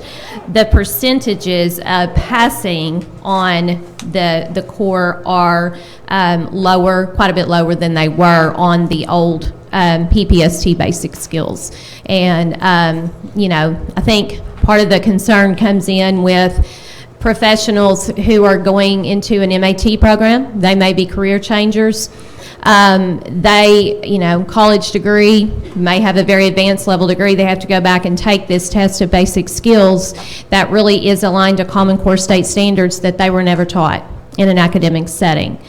And then even our traditional candidates, you kind of have the same thing. The ones who are most recently taking this and currently taking this, it is a test that really is geared toward, it's less geared towards the basic skills of functioning adult, but more of an academic setting. But again, not necessarily skills that they had because of the implementation of those standards coming along, in the high school years. Probably the majority were not really prepared. So that's kind of the reality we have. Mm-hmm. And because it is a requirement for licensure, this is a test people must pass all parts of. So we have not done a statistical correlation at this time between the enrollment and preparation programs, because as I said, many preparation programs use this as a requirement for entry, and they are very concerned about those who are not passing. They are, this is not something, a lot of these candidates, if they're a high-performing student, they may have taken all their math courses and done a lot of concurrent credit, and by 10th grade, they may not have had a math course for 2 or 3 years or longer before they enter a prep program. So the ed prep programs and institutions are utilizing their ERZ representatives and their faculty to do study sessions. So there's a lot of work being done. But again, I think it's something we probably need to take a deeper look at and consider. And when we talk about barriers to the profession, it may need to be looked at. Now, I'm not saying we want to diminish quality of educators, but again, is this the measure of quality, or is it a barrier? Those are questions. Okay, in the beginning, the math, it wasn't like it included calculus and algebra 2 kind of things. Has it changed? It was more basic math understanding. Yeah. It was more maybe what you understood about geometry, but very basic. It's not all the way up into the higher maths, is it? And I'm just glancing down through here. It includes algebra, geometry, knowledge of basic U.S. customary and metric systems, statistics and probability. So again, just from the description, the old PPST measures those mathematical skills and concepts that an educated adult might need. And then on the core assessment, measures academic skills and mathematics needed to prepare successfully for a career in education. So, again, I don't know exactly. Yeah, it wouldn't involve calculus and anything above Algebra 1.